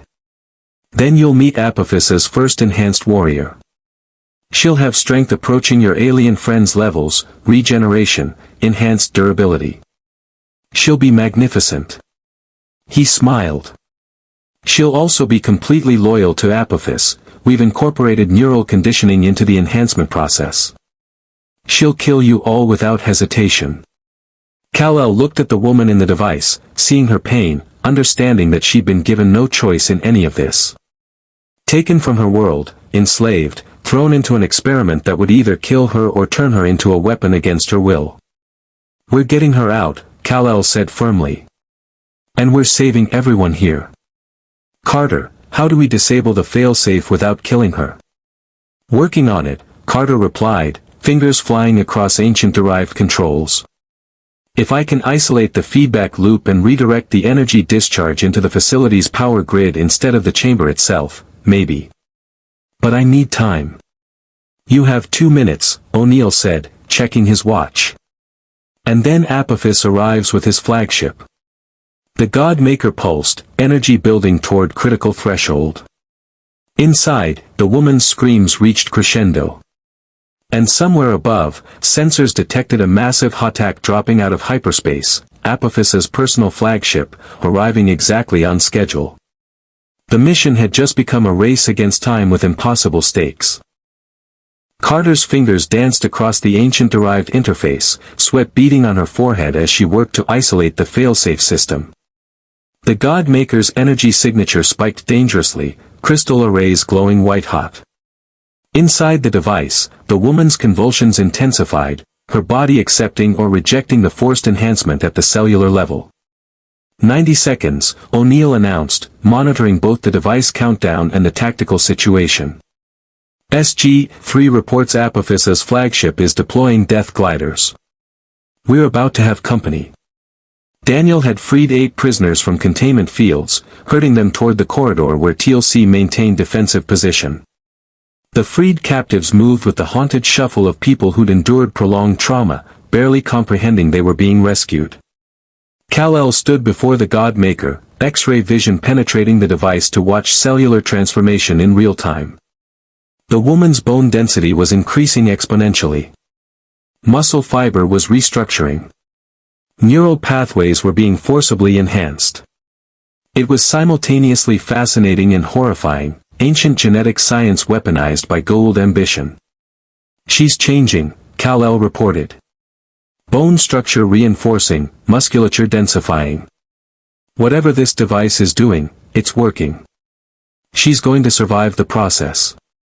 And then kill us, the Goa'uld scientist added helpfully. The neural conditioning has been my finest work. She'll emerge with complete loyalty to Apophis, incapable of disobedience, driven to destroy his enemies. Which includes all of you. O'Neill pressed his P90 against the scientist's temple. You've got 5 seconds to tell us how to break that conditioning before I decide you're more useful dead. The scientist's eyes flashed with symbiotic arrogance. You cannot. The conditioning is genetic, written into her enhanced cells at the fundamental level. She is Apophis's weapon now, body and mind. 60 seconds, Carter said, her voice tight with concentration. I think I've isolated the feedback loop but I need to, she paused, studying readouts that made her expression darken. Oh no. Oh no, is never good, O'Neill muttered.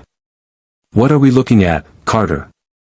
The failsafe isn't designed to just kill the subject.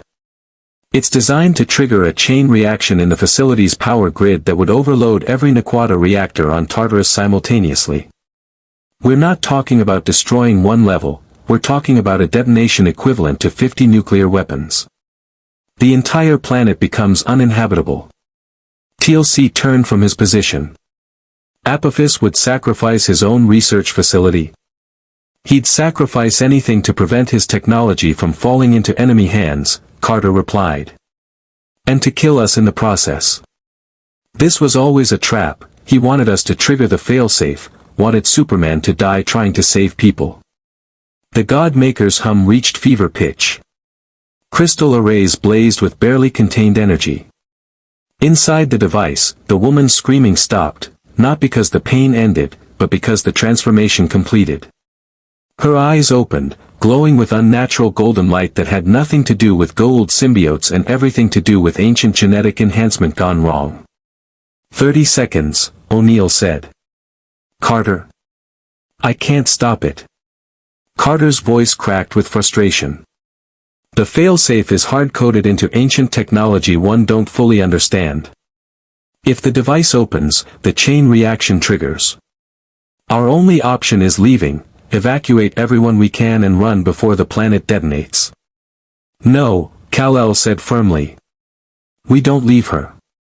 And we don't let these prisoners die because Apophis is willing to destroy his own facility. Superman, there's no option where everyone survives, O'Neill said, not unkindly but with brutal tactical honesty.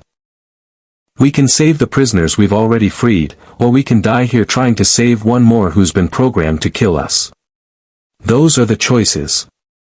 The God Maker began opening, its sarcophagus-like lid sliding back with mechanical precision. Energy discharge arced across the chamber.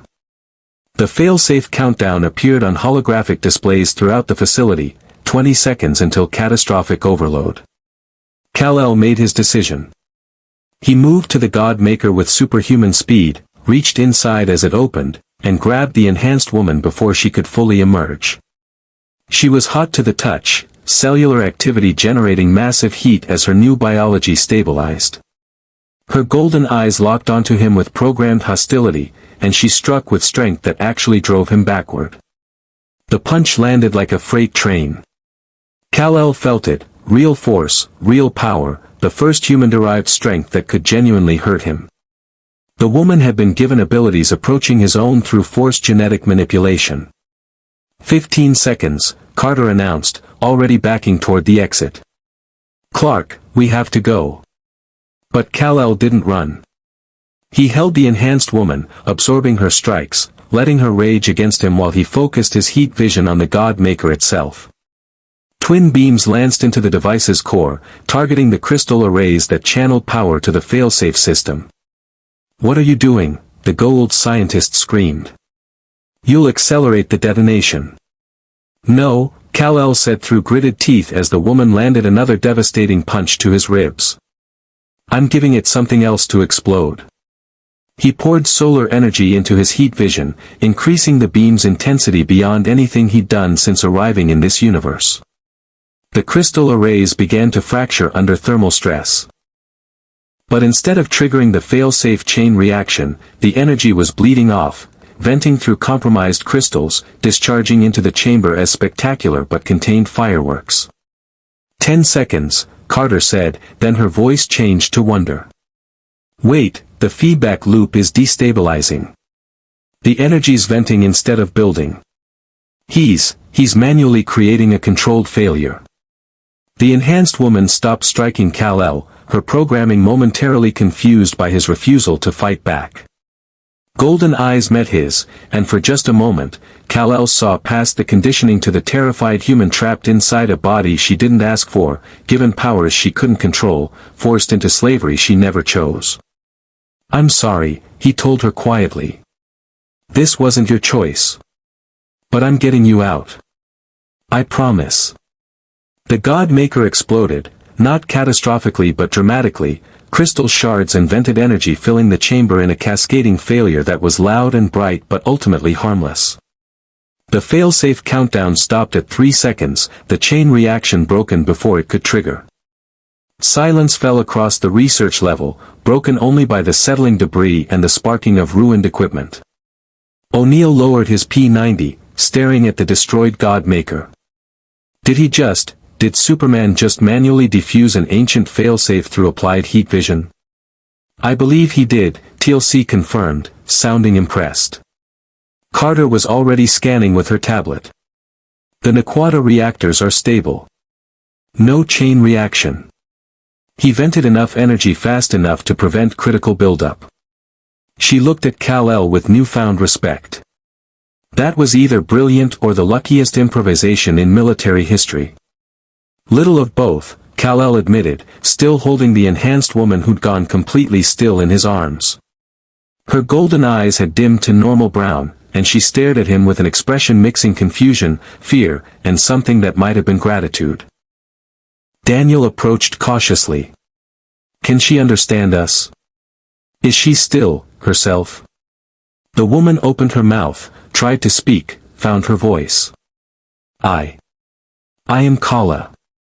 Of Celestia. I was taken, changed. I heard voices commanding me to kill, but, she looked at her hands, hands that now possessed superhuman strength. What am I? You're someone who was hurt, Kell said gently, setting her down. Someone who had choices stolen. But you're free now. We're getting you out of here. Touching, a new voice interrupted, deep, reverberating with Goa'uld harmonics and absolute authority.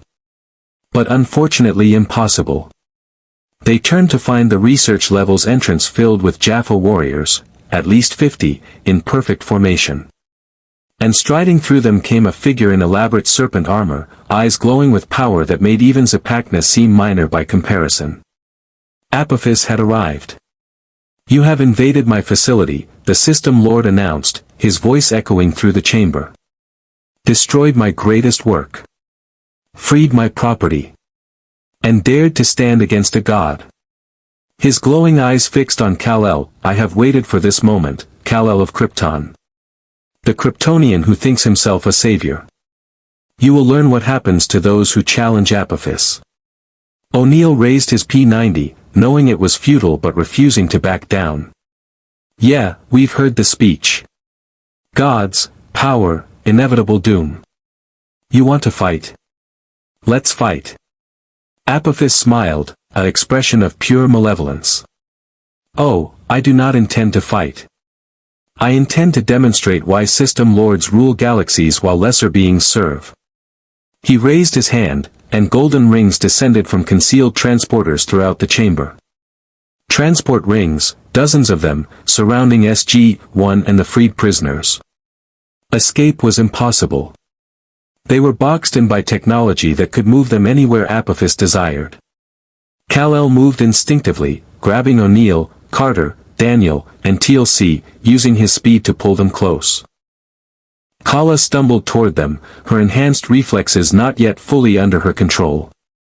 The transport rings activated, matter conversion fields engaging. But before the transport completed, Kell did something unexpected. He grabbed the Goa'uld scientist, the one who'd created the God Maker, and yanked him into the transport field as well. If they were being moved, the scientist was coming too. The world dissolved into light and energy. When it reformed, they were no longer in the research facility. They stood in the peltac of Apophis's flagship, a command deck far more elaborate than the mothership they'd captured. View screens showed Tartarus below, the damaged research facility smoking from their assault. And surrounding them stood hundreds of Jaffa warriors, prime warriors, elite guards who serve Apophis with fanatical loyalty. On his command throne, Apophis regarded them with the satisfaction of a predator who'd cornered prey. "Welcome to my ship. You will have the honor of witnessing the destruction of your own vessel, followed by your executions. But first," his glowing eyes fixed on Kell, "you will tell me how a Kryptonian came to this galaxy. What wormhole technology brought you across dimensional barriers? Tell me, and your deaths will be swift. Refuse, and I will make them last decades." Kell stood defiant, aware of impossible odds but refusing to show fear. Around him, SG-1 formed defensive positions despite being massively outnumbered. Kala, confused and disoriented, stayed close to the only person who'd shown her kindness. And the Goa'uld scientist, realizing he'd been grabbed as a hostage, began calculating his own survival. Through the view screen, their captured Hatak was visible in orbit, Tok'ra operatives and SG teams still aboard, unaware that their primary strike team had been captured. Apophis's flagship began charging weapons, preparing to destroy the vessel and everyone on it. "Last chance, Kryptonian," Apophis said. "Tell me your secrets, or watch your allies burn." Kell met the system lord's glowing eyes steadily. "I've got a better idea. You let everyone go, stand down your fleet, and I don't throw you through that view screen into hard vacuum. Final offer." The peltac fell silent. Then Apophis began laughing, a sound without humor, pure condescension. "You still believe you can win? You are aboard my flagship, surrounded by my warriors, with nowhere to run. What could you possibly?" Kell moved. Superhuman speed carried him across the peltac before anyone could react. He grabbed Apophis by the throat, lifted the system lord from his throne, and slammed him against the view screen with force that cracked the transparent metal. "I told you," Kell said quietly, heat vision building in his eyes, "this is your last chance." Every weapon in the peltac trained on him simultaneously, staff weapons, zats, ribbon devices, hand weapons. Hundreds of Jaffa warriors ready to fire on command. But Apophis, held against the cracked viewscreen with a Kryptonian's hand crushing his throat, couldn't give that command. The standoff balanced on a razor's edge. And in that moment, with impossible odds and no clear escape, Kal-El had to make the hardest choice of all, fight knowing people would die, or surrender knowing they'd be enslaved. The choice that would define not just this moment, but Earth's entire future relationship with the Goa'uld Empire. The Peltac hung in electric silence, every Jaffa warrior frozen between discipline and disbelief. Their god, the Serpent Lord who commanded fleets, who'd conquered worlds, who claimed divinity, was being held like a child against his own viewscreen by an alien who shouldn't exist. Apophis's eyes blazed with symbiotic fury and genuine fear. His hands clawed at Kal-El's wrist, finding Kryptonian flesh as unyielding as reinforced Naquadah. "Kill him," the System Lord rasped. "All warriors, fire." But the Jaffa hesitated. Not from mercy or sudden loyalty shift, but from cold tactical calculation, firing staff weapons in the Peltac risked hitting Apophis himself. And killing their god, even accidentally while following orders, meant execution for failure. O'Neill seized the moment of confusion. SG-1, defensive positions. Protect the civilians. He, Carter, Daniel, and TLC formed a protective circle around Kala and the captured Goa'uld scientist, P-90S raised despite being hopelessly outnumbered. Kal-El's grip tightened on Apophis's throat. Not enough to kill, he could feel the human host's pulse beneath his fingers, could sense the symbiote wrapped around the spine controlling this body, but enough to make the System Lord understand his powerlessness. "Order your warriors to stand down," Kal-El commanded. "Order your fleet to power down weapons. Do it now, or I tear this ship apart from the inside and you die first." Apophis's laugh came as a strangled wheeze. "You cannot win. Kill me, and my fleet destroys your vessel. Your friends die. You accomplish nothing." "Maybe," Kal-El admitted. "But you definitely die. And that's a start." Through the viewscreen, the captured Hotak remained in orbit, visible but vulnerable. Apophis's flagship had weapons locked on it, one command and the vessel would be debris. Somewhere aboard that ship, Tok'ra operatives and SG teams waited for orders that might never come. The tactical situation was impossible. Then TLC spoke, his voice carrying across the Peltac with the authority of a former First Prime. "Jaffa of Apophis. I am TLC, once First Prime to this false god, now free warrior who serves no master. You have witnessed Kal-El defeat your lord with bare hands. You have seen the power of one who does not require technology or deception to claim strength. Ask yourselves, if Apophis is truly divine, how does a single being hold him helpless?" Murmurs rippled through the Jaffa ranks. Doubt, carefully cultivated by years of indoctrination, began showing cracks. "The Goa'uld are not gods," TLC continued. "They are parasites wearing human flesh, wielding stolen ancient technology, maintaining power through fear and lies. I served Apophis for over a century. I enforced his will upon innocence. I believed the lies until I saw truth, that freedom is possible, that rebellion succeeds, that false gods can fall." One Jaffa, a younger warrior with fresh scars, lowered his staff weapon slightly. "The false god bleeds?" he asked, staring at where Kal-El's grip had broken Apophis's skin. "He bleeds," Kal-El confirmed. "He fears. He lies. Everything you've been told about divinity is wrong. The only power he has is what you give him through obedience." Apophis struggled, managing to activate his forearm communication device. "All ships, fire on the intruder vessel. Destroy it now." On the viewscreen, Apophis's fleet began powering weapons. The captured Hotak's shields came online, Tok'ra operators reacting to incoming threat, but shields alone wouldn't protect against 3 motherships' combined firepower. Carter checked her GDO, trying to raise the captured vessel. Malek, this is Carter, come in. You need to evacuate through the Stargate, now. Static answered her. The flagship was jamming communications. Daniel looked at the enhanced woman, Kala, who stood trembling as she processed superhuman senses feeding her overwhelming information. Can you help? He asked her quietly. You have abilities now. Can you do what Kal-El does? Kala stared at her hands. I don't know.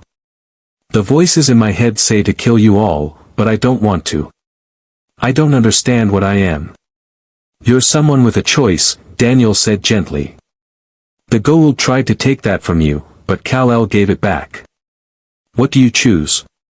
The question hung in the air as Apophis's fleet prepared to fire. 30 seconds until the captured Hatak was destroyed. 20 seconds until everyone aboard died. Kal-El made his decision. He released Apophis, letting the system lord collapse to the deck gasping. Before any Jaffa could react, Kal-El launched himself at the Peltac's viewscreen with all his strength. The transparent metal, designed to withstand meteor impacts and weapons fire, shattered under Kryptonian force.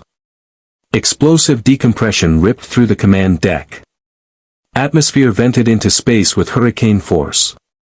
Jaffa warriors grabbed for support. Consoles sparked and failed. Emergency bulkheads began closing, but Kal-El was already through the breach, flying into hard vacuum between Apophis's flagship and the captured Hatak. In space, there was no sound, no air, just the cold silence of the void. Kal-El didn't need to breathe. Kryptonian physiology could survive vacuum indefinitely, powered by solar radiation from the binary stars. He positioned himself between Apophis's fleet and his allies, becoming a living shield. The motherships fired. Staff cannon bolts, hundreds of them, converged on the captured Hatak. Kal-El intercepted as many as he could, his body absorbing energy that would have destroyed the vessel. Plasma charges washed over him, each impact like being hit by lightning. Heavy weapons fire, the kind that cracked planetary shields, struck him with devastating force. He felt it. All of it. The accumulated firepower of 3 Goa'uld motherships concentrated on a single target. His vision blurred. His cellular structure, pushed beyond limits, began struggling to process the energy. Solar radiation from his cells couldn't replenish fast enough to offset the damage. But he held position, refusing to move, buying seconds for the people inside the Hatak to escape. Inside the flagship's Peltac, emergency bulkheads had sealed the breach. Atmosphere was being restored. Apophis climbed to his feet, eyes blazing with rage as he watched through a secondary viewscreen. Kill him. All weapons, focus fire. I want that Kryptonian destroyed. My lord, a Jaffa at sensors cried out. The intruder vessel is activating its hyperdrive. They're preparing to jump. Impossible. Our gravity wells are offline, Carter said from her position among SG-1. She held up a small device, ancient technology that she'd been quietly activating while everyone watched Kal-El's sacrifice. Courtesy of Tok'ra engineering and really good timing. Your gravity generators just experienced catastrophic failure. Oops. The captured Hatak's hyperdrive engaged. Space bent around the vessel, and it vanished into faster-than-light travel, escaping before Apophis's fleet could prevent it. But the weapon's fire didn't stop, it simply refocused entirely on Kal-El. He couldn't dodge. Couldn't flee. Could barely maintain consciousness as 3 motherships poured everything they had into eliminating him. His Kryptonian body was incredibly durable, but even durability had limits. Cellular structure began breaking down. Solar energy reserves depleted. He was dying, atom by atom, buying escape for people he'd known less than a week. Then Kala screamed. Back in the Peltac, the enhanced woman's eyes blazed golden. The neural conditioning Apophis had implanted Ward with the humanity she refused to surrender. Her body, forcibly enhanced by the God Maker, responded to her emotional state, channeling ancient genetic modification in ways the Goa'uld hadn't predicted. She moved with speed approaching Kal-El's own, grabbed the Goa'uld scientist who'd created her, and threw him at the Peltac's controls with superhuman strength. The scientist crashed into the weapons console, his impact shorting out systems, disrupting the fleet's coordinated fire. "Stop hurting him!" Kala shouted, her voice echoing with power that had nothing to do with Goa'uld technology and everything to do with human will amplified by impossible enhancement. "He saved me. He gave me choice. I won't let you kill him." Apophis turned to order her capture, but TLC was already moving. The Jaffa warrior's staff weapon fired, its blast striking the system lord square in the chest. The energy didn't kill, Apophis's personal shields absorbed most of it, but it knocked him backward, creating chaos. "Now, O'Neill!" TLC shouted. O'Neill didn't hesitate. He pulled a Tok'ra long-range transport beacon from his vest, technology Anise had provided for emergency extraction, and activated it. Golden light enveloped SG-1, Kala, and even the unconscious Goa'uld scientist. Tok'ra transport technology, keyed to the fleeing Hatak's coordinates, yanked them across space. They materialized in the captured vessel's ring room, where Tok'ra operatives were already spinning up the hyperdrive for second jump. Malek looked up from his console. "Everyone accounted for?" "Not everyone," Carter said, racing to sensors. "Kal-El's still out there. He took the full brunt of their weapons fire so we could escape. His energy signature is, it's failing." On the sensor display, Kal-El's position showed clearly, a single biological entity floating in space, surrounded by 3 motherships still firing. His cellular activity was dropping. The solar radiation that powered him was being overwhelmed by sustained weapons barrage. "We have to go back," Daniel insisted. "We'd never reach him before their weapons destroy us," Malek said grimly. "The hyperdrive needs 3 more minutes to cycle." "We cannot." "Then I'll get him," Kala interrupted. She stood straighter, golden eyes blazing with determination that was entirely her own. "I have his strength now. Maybe his other abilities too. The Goa'uld made me a weapon, let me use it for something good." O'Neill studied her, this woman who'd been enslaved, experimented on, forced into enhancement against her will, yet still chose heroism over hate. "You sure?" "No," Kala admitted. "But he wasn't sure either when he saved me." "Sometimes you act anyway." She moved to the airlock before anyone could argue. Malek opened it remotely, venting her into space. They watched through sensors as Kala actually flew, her enhanced body somehow replicating Kryptonian gravitational manipulation, toward Kal-El's position. Apophis's fleet detected her immediately. Weapons fire shifted, dividing between targets. But Kala was faster, her enhancement fresher, her solar energy reserves full. She reached Kal-El, grabbed him, and accelerated back toward the Hatak with speed that bent physics. Staff cannon bolts chased her. Plasma charges scorched space where she'd been milliseconds before. But she made it, crashing through the open airlock with Kal-El clutched protectively in her arms. The moment they cleared the threshold, Malek engaged the hyperdrive. Space folded. Apophis's fleet fell away. And the captured Hatak jumped to safety, leaving the system lord's flagship damaged and humiliated behind them. In the ship's infirmary, Kal-El lay unconscious while Dr. Fraser, transported aboard with medical equipment, worked frantically to stabilize his cellular structure. His body was healing, but slowly, solar energy reserves depleted by the sustained assault. "We cannot." "Then I'll get him," Kala interrupted. She stood straighter, golden eyes blazing with determination that was entirely her own. "I have his strength now. Maybe his other abilities too. The Goa'uld made me a weapon, let me use it for something good."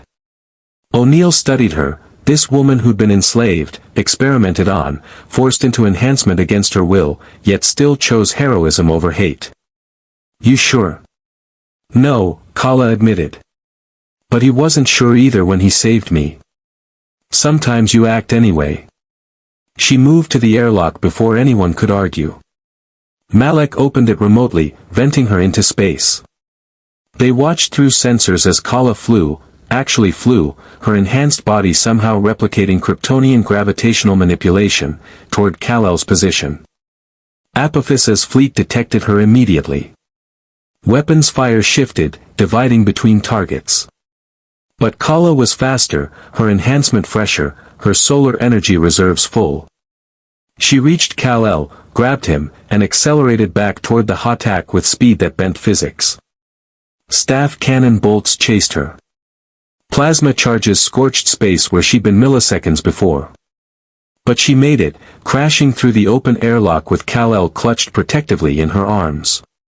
The moment they cleared the threshold, Malek engaged the hyperdrive. Space folded. Apophis's fleet fell away. And the captured Hatak jumped to safety, leaving the System Lord's flagship damaged and humiliated behind them. In the ship's infirmary, Kal-El lay unconscious while Dr. Fraser, transported aboard with medical equipment, worked frantically to stabilize his cellular structure. His body was healing, but slowly, solar energy reserves depleted by the sustained assault. Kala sat beside him, still learning to control strength that could accidentally crush steel. "Will he live?" she asked quietly. "He'll live," Fraser confirmed. His biology is already repairing damage that would kill any human instantly. But he'll need time to recover, and a lot of solar radiation exposure to restore his energy reserves. O'Neill entered the infirmary, exhausted but satisfied. "We made it. Everyone accounted for, minimal casualties, one captured Goa'uld scientist in the brig, and we thoroughly pissed off Apophis. I'm calling that a win. We destroyed the God Maker," Carter added, reviewing mission data. "Freed 47 prisoners. Proved that Goa'uld facilities can be hit deep in their territory. And we demonstrated that their enhanced warrior program has complications." She looked at Kala meaningfully. The enhanced woman nodded slowly. "I'm not what they wanted me to be. The conditioning failed because Kal-El showed me I could choose. But I don't know what I am now. Human with abilities I don't understand, in a universe I barely know." "Sounds familiar," Daniel said gently. "Kal-El's been dealing with exactly that since he arrived. Maybe you two can figure it out together." TLC stood at the infirmary entrance, staff weapon still in hand. "We have struck a blow against Apophis that will resonate throughout the galaxy. Word will spread, Earth's warrior challenged a system lord aboard his own flagship and lived. The Jaffa will hear this. Some will doubt. Some will rebel. The foundation of false divinity grows weaker." The Hatak continued through hyperspace, carrying its unlikely crew toward coordinates where the Tok'ra maintained a hidden base. Behind them, in Apophis's flagship, the System Lord raged and plotted revenge. But the balance had shifted. Earth had allies. Superman had proven his worth. And somewhere in the galaxy, freed prisoners were spreading stories of hope. Kal-El's eyes flickered open, golden in the dim light. He saw Kala watching over him and managed a weak smile. "You came back for me." "You came for me first," she replied. "Someone had to return the favor." "How do you feel?" "The enhancement, the conditioning." "Confused." "Powerful." "Free." Kala considered. "I'll never be who I was. But maybe I can be someone new. Someone who helps others the way you helped me." Kal-El nodded, understanding completely. "Welcome to the hero business. It's complicated." "Everything's complicated," O'Neill interjected. "But we won today. The bad guys lost. We're alive. And Superman's got a super friend. Not a bad outcome considering we assaulted an impregnable fortress and escaped with most of our parts intact." As the ship continued through hyperspace, carrying them toward safety and debriefing, Kal-El closed his eyes and let his body heal. He'd come to this universe by accident, been pulled through dimensional barriers by unknown forces. He'd found a galaxy enslaved by false gods, warriors who'd never known freedom, and a war that seemed impossible to win. But he'd also found allies worth fighting beside. People who faced impossible odds with courage and determination. A cause that mattered more than personal safety. And in Kala, he'd found proof that even the Goa'uld's weapons could choose to be heroes instead. The debriefing at Stargate Command took 3 days. General Hammond, the Joint Chiefs, the President, and oversight committees all wanted detailed reports on Operation Fallen God. The mission had succeeded beyond expectations, the God Maker destroyed, Apophis humiliated, 47 prisoners freed, and an enhanced warrior recruited rather than lost to enemy forces. But it had also escalated tensions with the Goa'uld to unprecedented levels. Apophis had declared Kell his primary target, offering vast rewards to any system lord who could capture or kill the Kryptonian. The entire Goa'uld Empire now knew Earth possessed a warrior who could challenge their motherships directly. Some system lords saw opportunity, potential alliance or neutrality. Others saw existential threat requiring immediate response. But word also spread through the Jaffa ranks.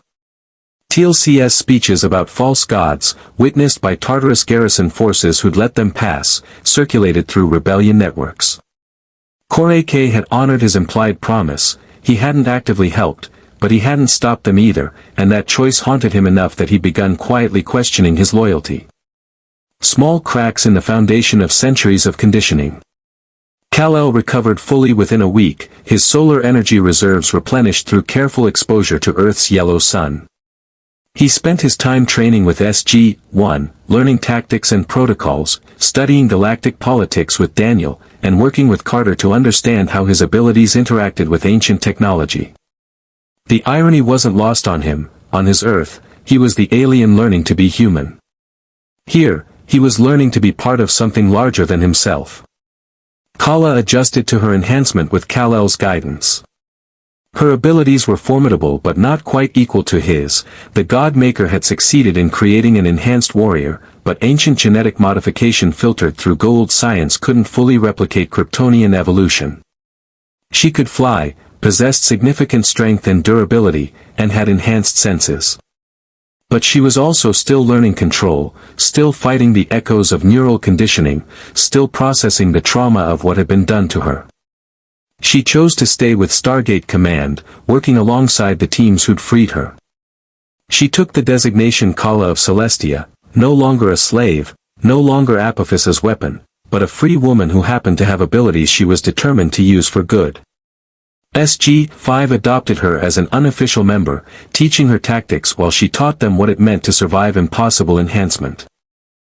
The Tok'ra scientist extracted from Tartarus provided intelligence beyond value, schematics of Goa'uld facilities, insight into Apophis's research programs, and grudging respect for the audacity of the raid.